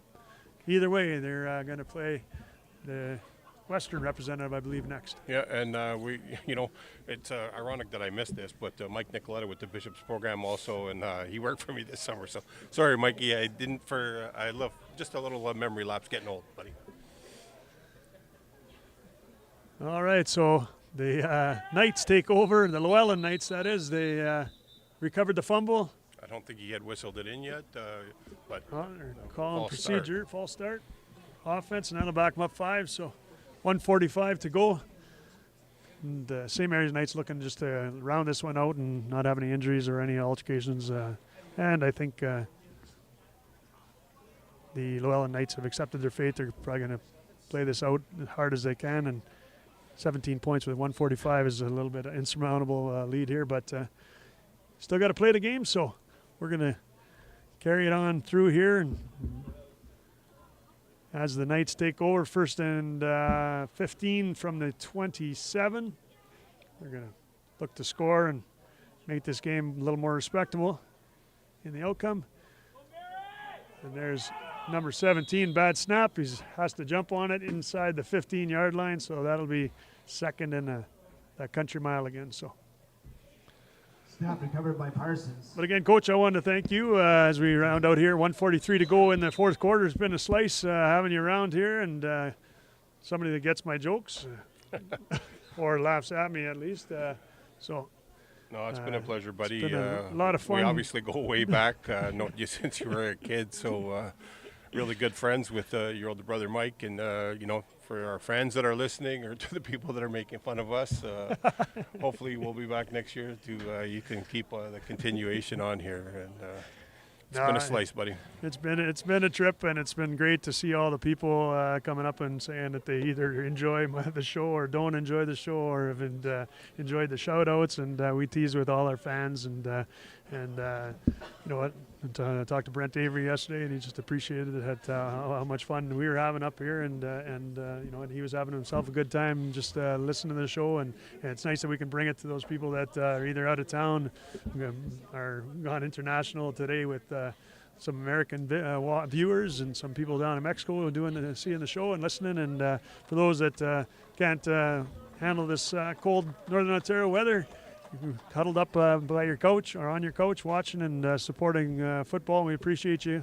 And for those of you that have stuck with us all year, we thank you. And it's been an absolute pleasure sharing these games with you. We've messed up a few names. We've blown a few calls. We've prognosticated. That's a big word, eh, Coach? That's a big one for me too, Scotty. That's I don't know what it means, but I heard it on a football broadcast, so I'm using it. And we're rumbling, bumbling, stumbling through this one, and we're having a ball. 1:43. Wish you could all be up here with us. We're going to celebrate this afternoon and get to bed early tonight, Coach. Oh, players of the game, Scotty. Next stoppage of play. All right, number 83 is complete. He's going to go for run, and he's scrambling. He's loose. And number 65 is able to drag him down. 83 with a nice completion, catch, and run. So 65, Kent LeBlanc with a nice stop, or else he would have had a chance to go all the way. But Byron Nelson, receiver on for the Lellan Knights, a nice pass and catch, nice run after by Nelson, and took 65 to chase him down from behind, or else he might have picked up much more. Well, in this timeout, I'm going to take the advantage to player of the game. Should be no surprise to anybody watching today, but the heart and soul of the Lellan team, Steve Sola, terrific player. Fires the ball on a rope, and he was incredible today. And unfortunately for him, he's going to have that bus ride home today with coming out on the low end. But they should be proud, and terrific athlete, and love to see him again and watch what he can do in the games in the future for him. So looks like a great athlete, and probably an all-around athlete. So he'll be continuing on to the next sport in the Sudbury area. So hats off to Steven Sola, our player of the game for the Lellan Knights. And player of the game, and I know you were arguing with me and you didn't want your son to be up here, but he had a hell of a game, and he should be definitely, he was considered, and we went to honorable mention to Jack. But player of the game, managed the game well for the Knights, and Matty Tucker Jr., he had control of the game. There's so many other players that could be announced and played well today, but I think that he managed the game well, and he was on the winning end. Yeah, and your best players have to be your best players, as number 21, Vecchio, almost picks that off. Pass intended for 85, Jaden Delaney, but agreed, like you said, your best players, your quarterbacks, your leaders, your guys that come up and you put all the weight on their shoulders, and they do the heavy lifting, and both Sola and Tucker today, very, very solid choices as the players of the game. So hats off to both of them and to both of their clubs. Obviously, St. Mary's Knights going to come up ahead on this one, 23-6 with 1:21 to go. And Parsons takes the snap. He rolls out, throws a nice ball himself, and that one intended for 83. Byron Nelson falls incomplete. Yeah, these guys there's a little more shenanigans going on here on this line, and it's like, come on, guys, just, don't put yourself in jeopardy of a foolish ejection at this point, And you know what? The honest, some of these guys on the Lellan Knights side, they're, down by 17, 116 to go. They have nothing to lose. They get suspended. Some of them it's their last snap in senior football, so they have nothing to lose. So these St. Mary's Knights, an injury or a suspension could take them out of their championship game. So they got to be really smart about this one. So let's hope 116 can tick off the clock and we can ride off into the sunset. As Parsons struggles with that one, he shovels it forward. So that'll be an incomplete pass, I believe. Yeah, definitely. But he looked like he was playing hot potato there. He just wanted to. He saw the big fella coming. Yeah, he had 13 there for Lellan. Gibson right above him. He was just trying to, it was a volleyball set almost. Trying to hear you take it. I don't want it, sort of thing. So. Yeah, a little comedy of errors there is a tough spot at quarterback to come in relief of Sola, and it looks like it's going to be. First down, turnover on downs? No. Yeah, it's definitely turnover on downs, okay. And Coach Monaco's calling a timeout. He wants to talk to his kids, and I think he wants to curb he's trying to get the Lellan coach out here. He doesn't want any more shenanigans. I think they're going to try to concede and take a knee and then... classy on Jim's part. He's just going to, let's just run this out. We don't want anybody else getting hurt, and it's just class all the way around by both coaches. Hats off to them for running their programs. Yeah. And, hats off to Jimmy. Been a long time coach here in Sault Ste. Marie, local coaching legend, and, proud to call Jim my friend, and I'm happy for him today. He gets to walk away with an NOSSA championship. If anyone's deserving of one in Sault Ste. Marie, it's Jim. And, good for you, Jim. And there's a lot of coaches over there. Put a lot of time in with Jim, and hats off to them as well. But, Jimmy, congratulations on a terrific season, and wishing you all the best at the end of the month here with the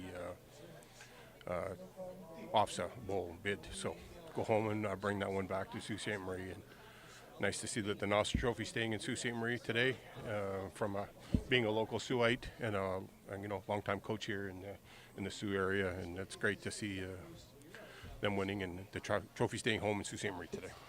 And we've done ourselves proud, as have the Lellan Knights. So nothing to hang their head on. And like you said, Coach Monaco, well-deserving. But let's not forget Christiane, who has supported him all these years. Staple on the sidelines here again today, watching her boy play out in St. FX. Keeping an eye on this one as well, and she'll celebrate as well. She's a battler, she's a warrior, and congratulations to Christiane Monaco as well. Nice first down. Nice run, 11-yard gain, and that'll move the sticks again after Lutzi. Nice to see number 5 getting a ball carry there, and he's been blocking, been receiving all game, and he's does everything the coaches ask him, and he's a great kid. They got to be close to being able to take a knee here, Scotty. I don't know. Clock is running, so they'll have at least 2 more plays. Should be able to trim 25 seconds off each. This one should get them inside the 40.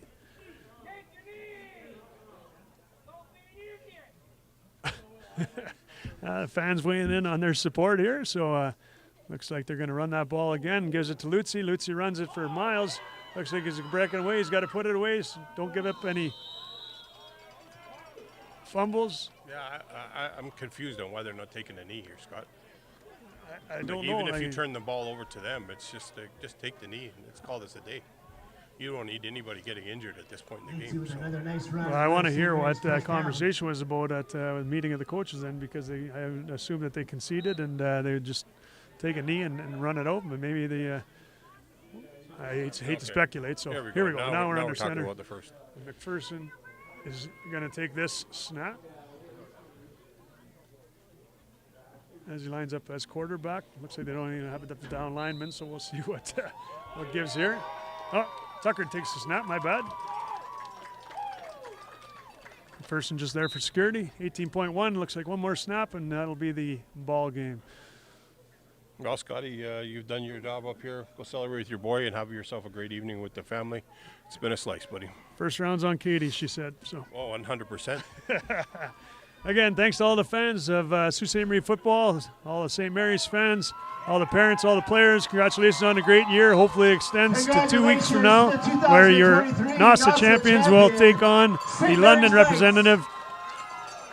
Follow us on Saultsports.com. We'll share with you the link on how to watch that game. Congratulations to the Knights and the Knights. Congratulations to Jim Monaco and his crew. Thanks to you, Coach. I'm out. And we're signing out from the Baz and Buzz Show. Have a great night, folks. It's been a slice.